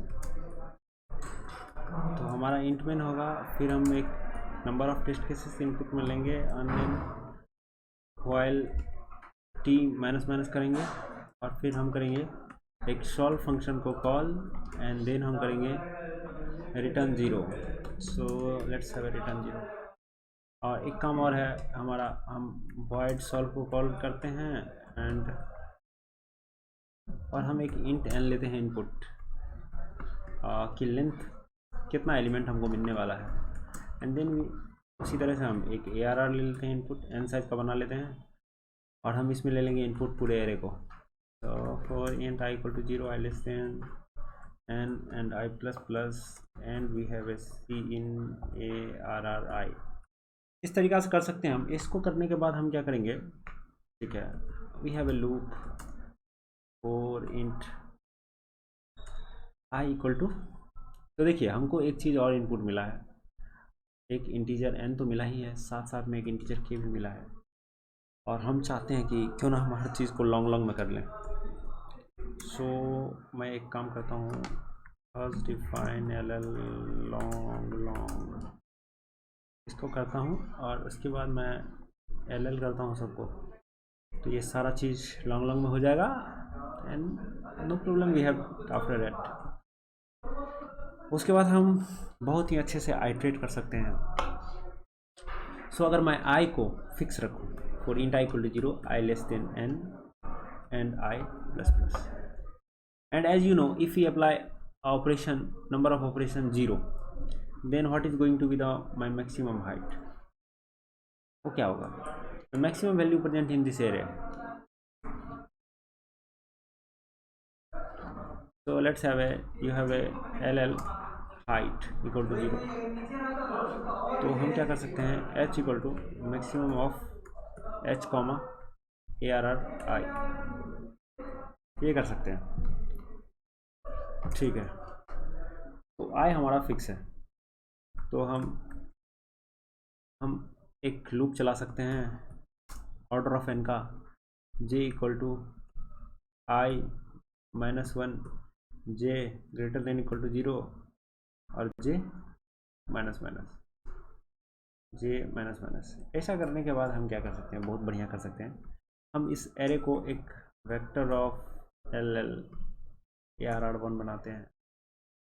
ठीक है, ARR1 बनाते हैं और इसमें मस्त हम क्या करते हैं कि इसमें कॉपी कर देते हैं ARR को। ठीक है, कॉपी कर दिया, और ये हम करते हैं, बहुत ही कोई दिक्कत नहीं है। इसको करने के बाद हम हाइट को अपडेट करेंगे। ठीक है, हम h को अपडेट करेंगे, तो हम क्या करेंगे, कुछ नंबर ऑफ ऑपरेशन लगाएंगे। So we have the number of operation we have is LL K1, let's say is equal to K, so you can at max apply the K number of operation K। तो आप क्या कर सकते हैं, आपको कितना operation लगेगा इसको जस्ट पीछे वाला एलिमेंट से बड़ा करने में। तो देखिए, सबसे पहली बात तो if ARR of I plus one is greater than equal to ARR I, तभी आप कुछ ऑपरेशन कर सकते हैं और इसको चेंज कर सकते हैं, अदरवाइज आप नहीं कर सकते। तो ठीक है, तभी आप कर सकते हैं चेंज। तो कितना आपको चाहिए, मान लेते हैं आपको चाहिए, how many operation you need is nothing but need. So need is equal to ARR of I plus 1 minus ARR of I। सो इतना आपको चाहिए एटलीस्ट। ठीक है, आपको इतना चाहिए। नीड या नीड प्लस 1, आप कह सकते हैं कि इतना प्लस 1 आपको चाहिए। जैसे 5 है पीछे वाले का हाइट, आगे वाले का हाइट आपका 3 है, तो 3 बढ़ा सकते हैं एटॉमिक्स। सो इतना चाहिए आप, लेकिन आपके पास अवेलेबल कितना है उतना बढ़ाइएगा ना। हाँ, ठीक है, तो नीड आपको इतना का नीड है, आप इसमें से कितना लेते हैं ये इशू है कि how much you want to take from it. So need is this much is the need you have. So we know our need, हम अपने need को समझ रहे हैं। ठीक है, हमको इतना ज़रूरत है और हमारे पास है कितना, K1 है।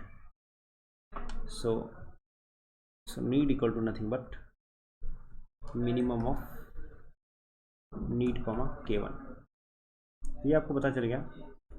K1 minus equal to need and ARR I plus equal to need, ये है पूरा का पूरा माजरा। इस माजरा के बाद क्या होगा, ARR1 कीजिए, सारा का सारा ऑपरेशन हम ARR1 पे करने वाले हैं। तो ये ARR1 प्लस नीड, तो H equal to maximum of H comma ARR1 of I। तो इतना करने के बाद तो ये है J equal to I minus 1, J is greater than equal to 0 and J minus minus, तो LL K1 equal to K, ये है। तो हमको लगता है इस लूप को चलने के बाद शायद हम जो है मैक्सिमम आंसर को कैलकुलेट कर चुके होंगे। So let's see it works और नॉट।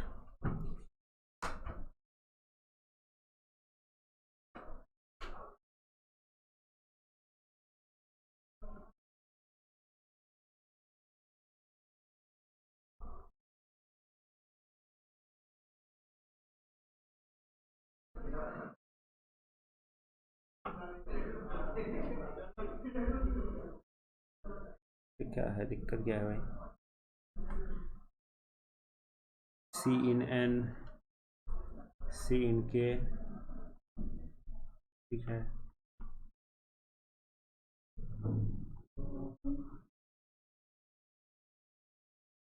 नहीं, इंट, इसको वेक्टर कर देते हैं, vector of L L A are R N size का।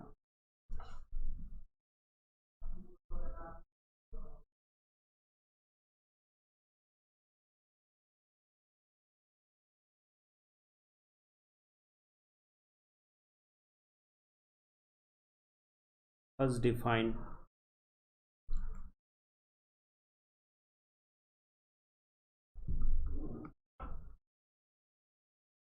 तो 77192 51122।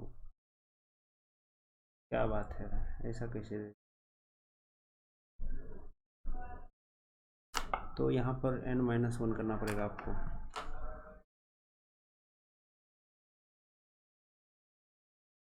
4 6 179, 5 7 6, यहाँ पर एक एक का घट रहा है। क्यों घट रहा है भाई?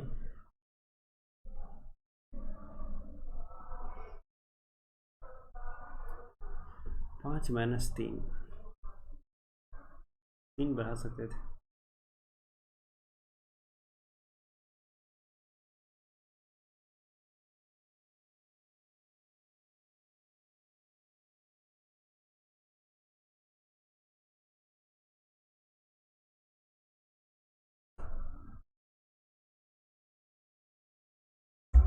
तो यहाँ 5 7 6 4 6 5,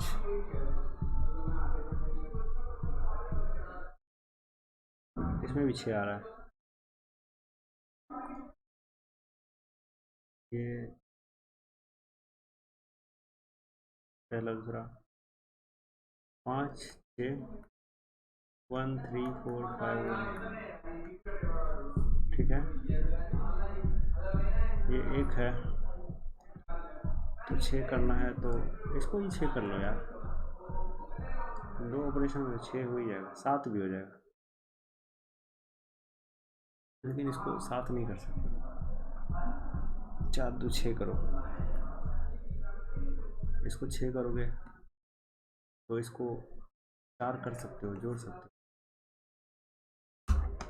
So here we have a simple mistake I have done, that I have compared it with ARR, but I have to do it with ARR1.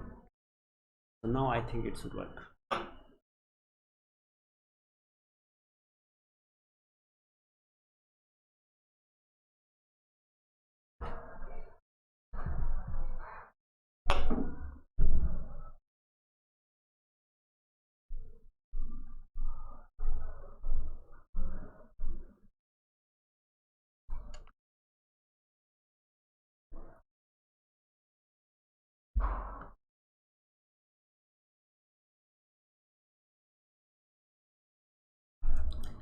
Seven seven 192.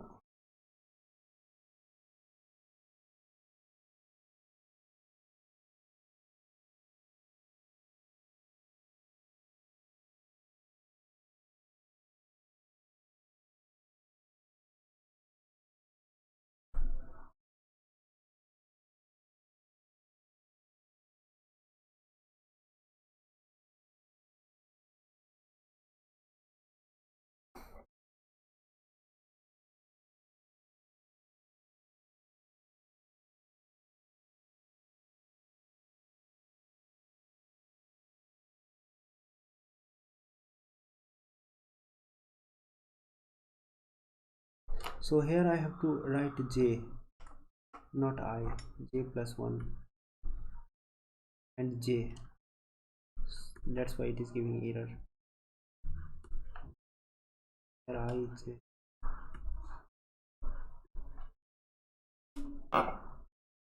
Now it will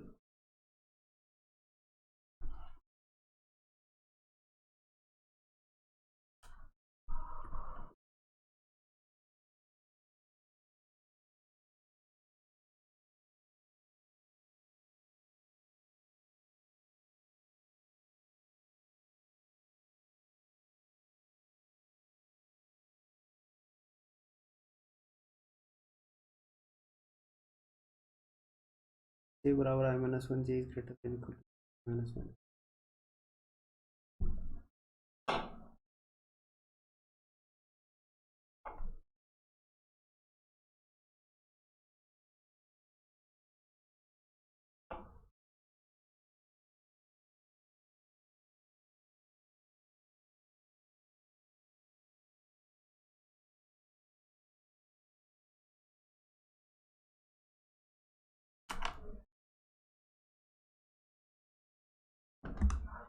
यार 2 17 3 5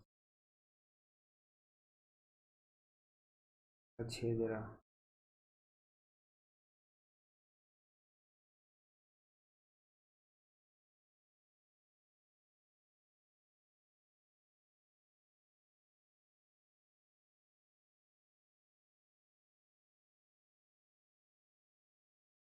यहाँ पे 6 दे रहा, यहाँ पे 7 देना था। 5 6 6 5 4 1 5 7 तो देना चाहिए भाई, कुछ 6 कर सकते 5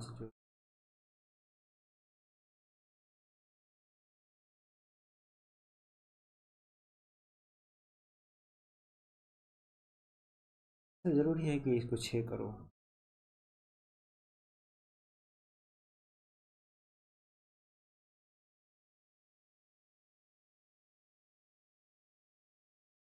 तो 5 ही करो, तो 6 करो, बात करो, नहीं हो सकता है।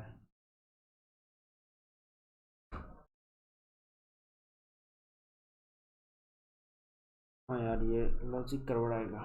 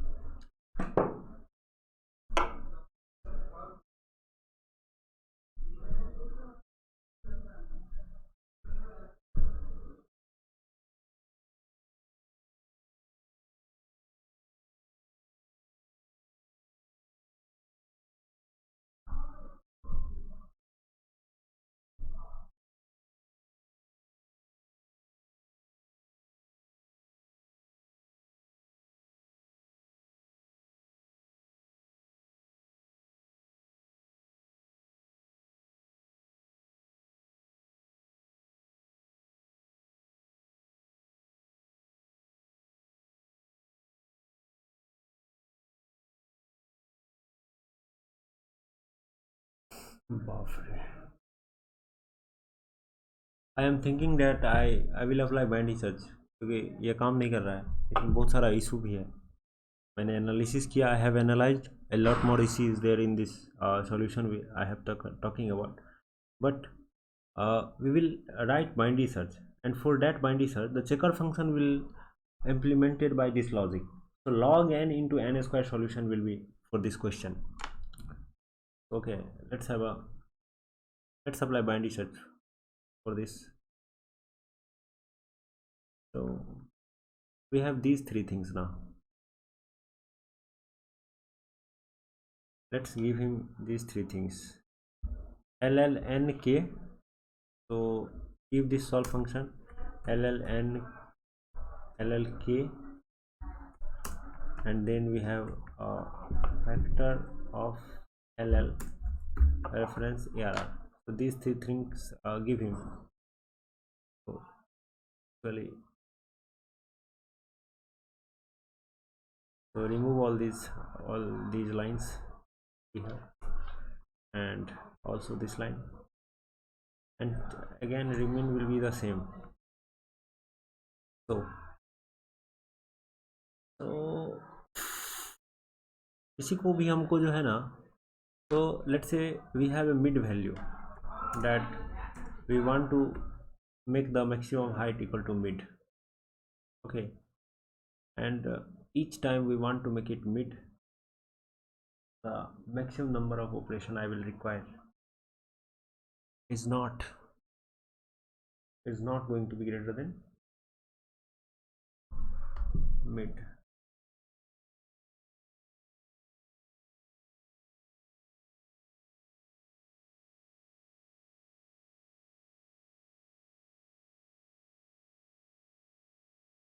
लेकिन इसमें दिक्कत क्या है, चेकर फंक्शन हमको इम्प्लीमेंट करना है तो हम यहाँ पे जो है ऐसा कर सकते थे कि एक एल एल एन कोमा के लेते इनपुट और एक इसको इनपुट ले लेते सी इन एल एल सी इन के और उसके बाद हम लेते वेक्टर ऑफ एल एल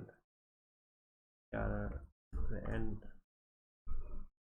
फिर एक फॉर लूप चलाते for int I equal to 0 L S than N and I plus plus R R I, और जो है हमारा जो मैक्सिमम हाइट है वो एल एल इक्वल टू 0 से एस इक्वल टू 0 से ई इक्वल टू 1E9 तक ही तो जाएगा। ठीक है, हम एक ऑपरेटर चलाते हैं S is less than equal to E L L mid equal to S plus E minus S by 2 if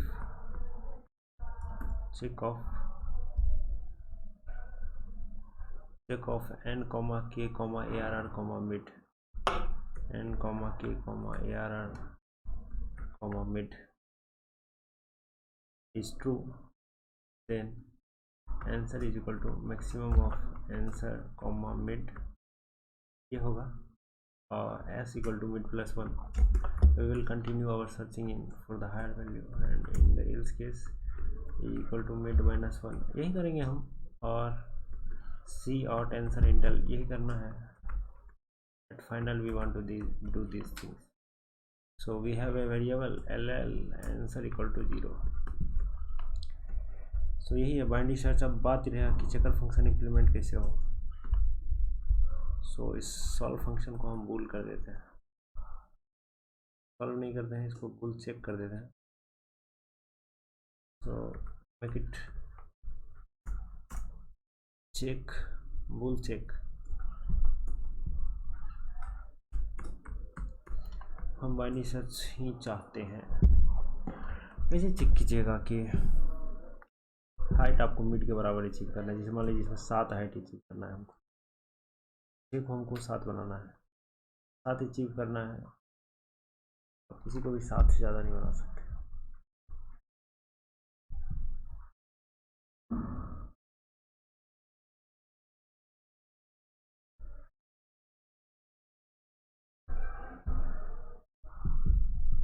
किसी एक को बढ़ा के साथ ले जाना है.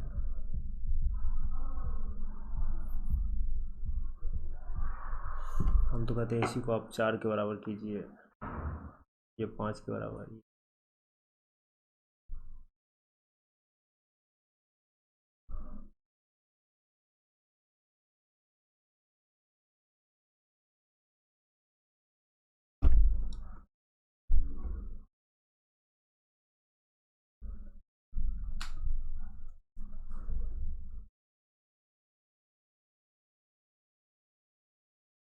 तो आप इस काम को कैसे कर सकते हैं, किसी इंडेक्स तो ऑर्डर ऑफ एन स्क्वायर में तो हम ये चेकर फंक्शन बिल्ड कर ही सकते हैं, कोई दिक्कत नहीं है उसमें.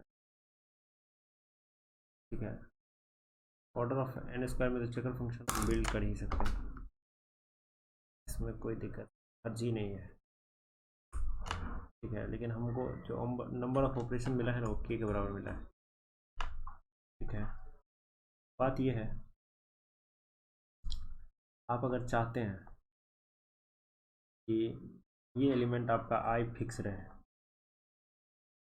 आप चाहते हैं कि आई फिक्स रहे, आई का वैल्यू कुछ समथिंग है एक्स के बराबर, इसका वैल्यू आपका एक्स प्लस 1 के बराबर ही जा सकता है एडमैक्स, और इसका वैल्यू एक्स प्लस 2 के बराबर ही जा सकता है. So on. आप चाहते हैं कि आपका लास्ट वैल्यू या इसके बाद जो सबसे मैक्सिमम वैल्यू है ना, उसको आप चाहते हैं पहुंचाना कितना पे, मिड में पहुंचाना चाहते हैं। किसी एक को आप मिड पे ले जाना चाहते हैं, किसी एक को फिक्स रखते हो। एक को आपने रेफरेंस माना, किसी आई को आपने बोला कि ये रेफरेंस है, और आप चाहते हैं कि कोई ना कोई इसमें से मिड को छुए। मिनिमम नंबर ऑफ ऑपरेशन में आप चाहते हैं मिड को अचीव करना, ठीक है। मिनिमम नंबर ऑफ ऑपरेशन में आप चाहते हैं मिड को अचीव करना, मिड ये आपका टारगेट। तो मिड आपका, ये एलिमेंट आपका मिड के बराबर हो सकता है, या ये एलिमेंट मिड के बराबर हो सकता है, या ये या ये या ये, कोई भी एलिमेंट आपका मिड के बराबर हो सकता है। हाँ, तो हमारा बाइनरी सर्च का चेकर फंक्शन इस बेस पे इम्प्लीमेंट अगर होए तो ज़्यादा बढ़िया है कि कौन सा एलिमेंट मेरा मिड वैल्यू, किसको हम अचीव करवाना चाहते हैं। इसको अचीव करवाना चाहते हैं, इसके लिए क्या कंडीशन है, इसको कितना से बढ़ना पड़ेगा, इसके पीछे वाला को कितना पे जाना पड़ेगा, मिड -1 तक जाना पड़ेगा, ठीक है। इसके पीछे वाला को एटलीस्ट मिड -2 तक जाना पड़ेगा, इसके पीछे वाला को मिड -3 तक जाना पड़ेगा, सो ऑन, ऐसे कर करके ये बात है। तो यही बात है कि आप इस तरह से चेकर फंक्शन इम्प्लीमेंट कर सकते हैं कि आप कहते हैं कि इसको मैं मिड हाइट इसको अचीव कराना चाहता हूँ, इसके पीछे वाला को मिड -1 अचीव कराना पड़ेगा आपको एटलीस्ट, हाँ, मिड -1 पे लाना पड़ेगा, इसके पीछे वाला को मिड -2 पे, ऐसे कर करके आपको लास्ट से सेकेंड लास्ट एलिमेंट तक जाना पड़ेगा। तो इसका जो हाइट होगा ना, वो ऑटोमेटिक आपको उतना के बराबर लास्ट एलिमेंट का हाइट होना चाहिए। हाँ, तो ये सॉल्यूशन सही है, ठीक है। n स्क्वायर में आप चेकर फंक्शन बिल्ड कर सकते हैं, तो चलिए बिल्ड करते हैं। So for int 4 ll i equal to 0, i less than n और i प्लस प्लस। अच्छा देखिए क्या है ना कि आप i को बनाना चाहते हैं कितना के बराबर, मिड के बराबर। आप i को बराबर बनाना चाहते हैं मिड के बराबर, तो for int j equal to 0, j less than, j equal to i, j less than n और j प्लस प्लस। ये j को आप मिड के बराबर रखना चाहते हैं, उसके अगला वाला को मिड -1 लाइक डैट। तो यही है आपका। तो कितना आप रखना चाहते हैं, मान लीजिए मैं कहूँ कि जिस इंडेक्स पे है उसको आपको मिड -j - i के बराबर करना है। इस इंडेक्स पे जो रखा हुआ एलिमेंट है ना, उसको मिड -j - i के बराबर करना है। तो ll चेंज कितना से चेंज करना है, इसको देखिए। यहाँ पर जो है ना, आपको कितना रखना है, रखना कितना है, you want to achieve how much height you want to achieve for this jth index. So it's nothing but mid -j - I. This is what you want to achieve for this node. Okay. तो देखिए ये बात है।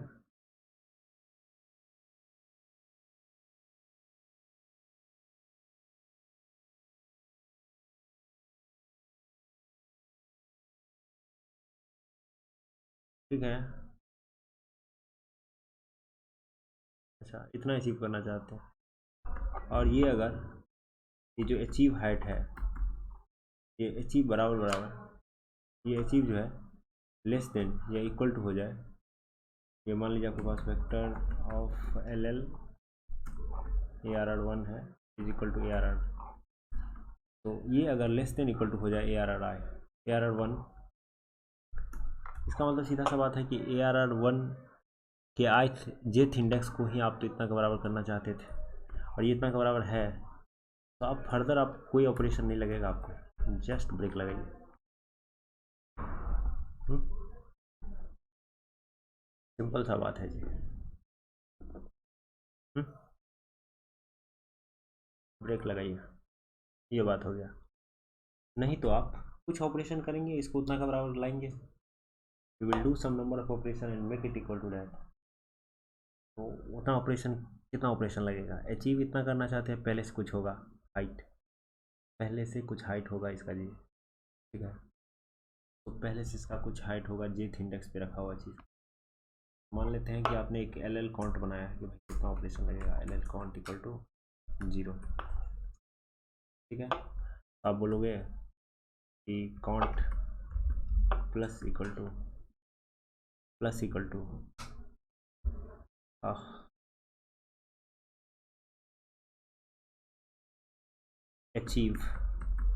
Achieve minus a are are 1 of j, इतना लगेगा भाई, ठीक है, इतना लगेगा जी, ठीक है।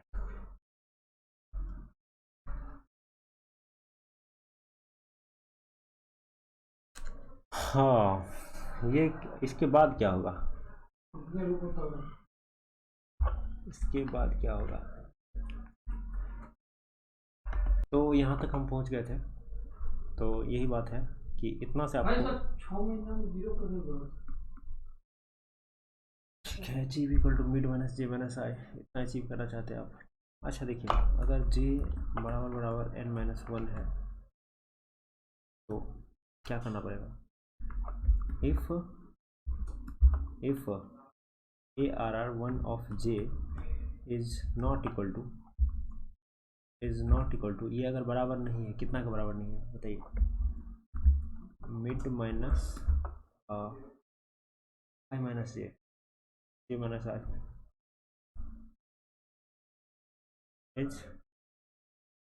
इज लेस देन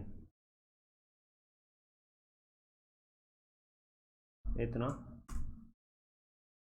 तो क्या करना है, तो आप कितना ऑपरेशन लगेगा इसको, आपको इतना पूछा है, इनफाइनाइट नंबर ऑफ ऑपरेशन। तो आप ऐसा कर सकते हैं कि count plus equal to 1 L L into int max, इतना कीजिए और फिर आप मस्त ब्रेक लगाइए, और नहीं तो ब्रेक लगाइए,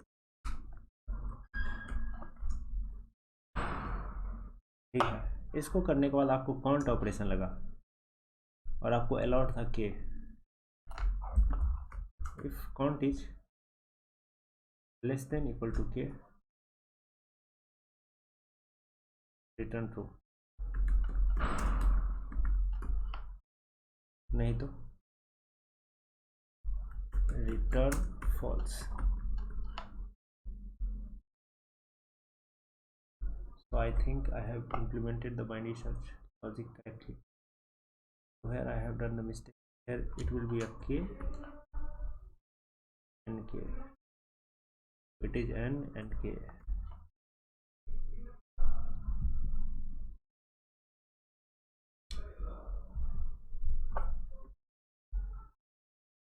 क्या है यार,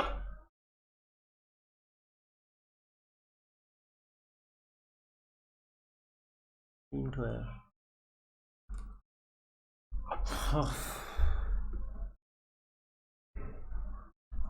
So it's working, as you can see. This is the order of n square of checker function, and it worked. Submitting it, let's see. So it worked. So it got accepted. So it was a pretty good question. So I have never solved a question in which a checker function uses order of n square, and here it was. So here is a very good observation. Observation is that you want to make the height of anything as maximum as possible.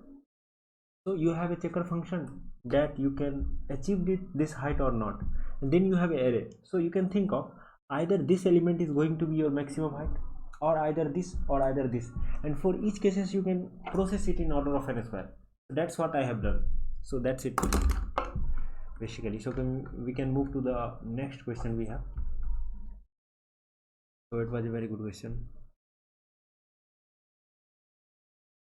Brute force binary search data structure DP, you can say it is that. So good arrays, so we have a problem of div to b. So good arrays, so you are given an array of positive integer a of length, and let's call an array of positive integer b of length and good if सो आपको एक array दिया गया है positive integer का, जो कि ए है, जिसका लेंथ n है, और let's call an array of positive integer b of length n good if. एक b भी है जिसका लेंथ n है, उसको आप गुड तब कहिएगा जब ai is not equal to bi for all, जब ai और bi बराबर नहीं हो और समेशन ऑफ ai bi बराबर हो। तो does a good array exist? तो आपको एक एरे ये दिया गया है, क्या इसके लिए कोई गुड एरे एग्जिस्ट करता है? अगर करता है तो यस, नहीं तो नो। अच्छा,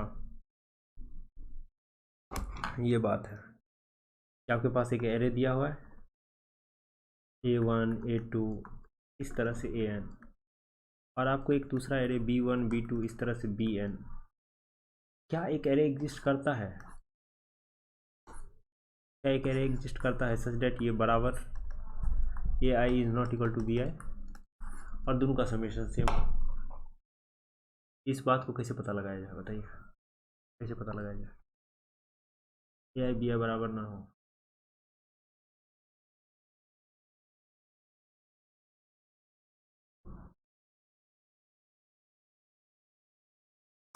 कुछ ही केस होगा जिसमें ये चीज़ संभव नहीं होगा, अदरवाइज होगा। तो आप ऐसा केस ढूंढिए कि कब नहीं होगा। तो देखिए आप 1 2 2 1 1 1 ये है, सब एक है, दो ठो एक है तो नो होगा। नो 3 केसेस में देख लीजिए इसमें, और एक एलिमेंट है और एक एलिमेंट वाला में तो नहीं होगा। जब n बराबर 1 दिया हुआ है तो नो ही होगा आंसर। तो क्या और क्या कीजिएगा आप, एक एलिमेंट है उसका समेशन उतना ही होना चाहिए तो उतना ही रखना पड़ेगा। अब देखिए बाकी में देख लीजिए क्या है इस, ये इसमें भी नो है और ये एक नो है। जब सब एक हो तब भी दिक्कत है।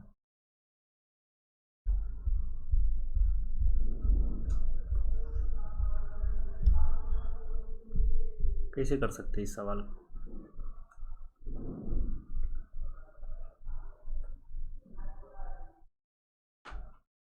अच्छा, सब जीरो कर सकते क्या?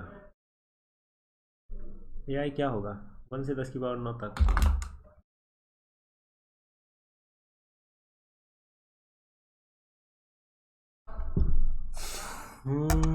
Does a good array exist? Each test contains multiple test cases. The first contains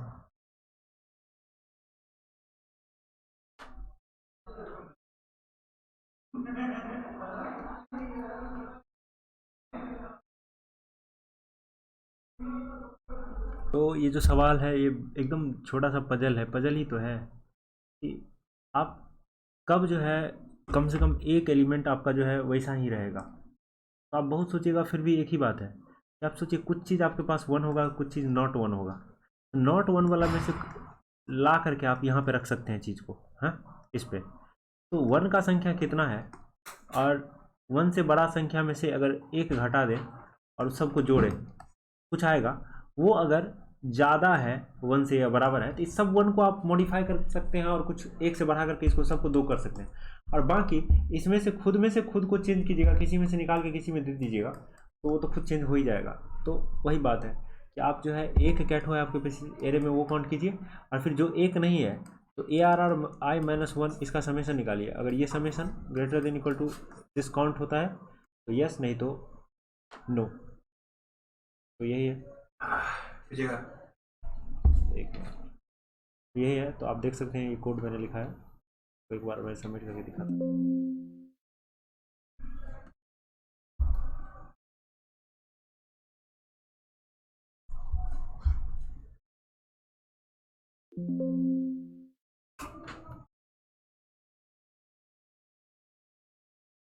देख सकते हैं ये काम कर रहा है।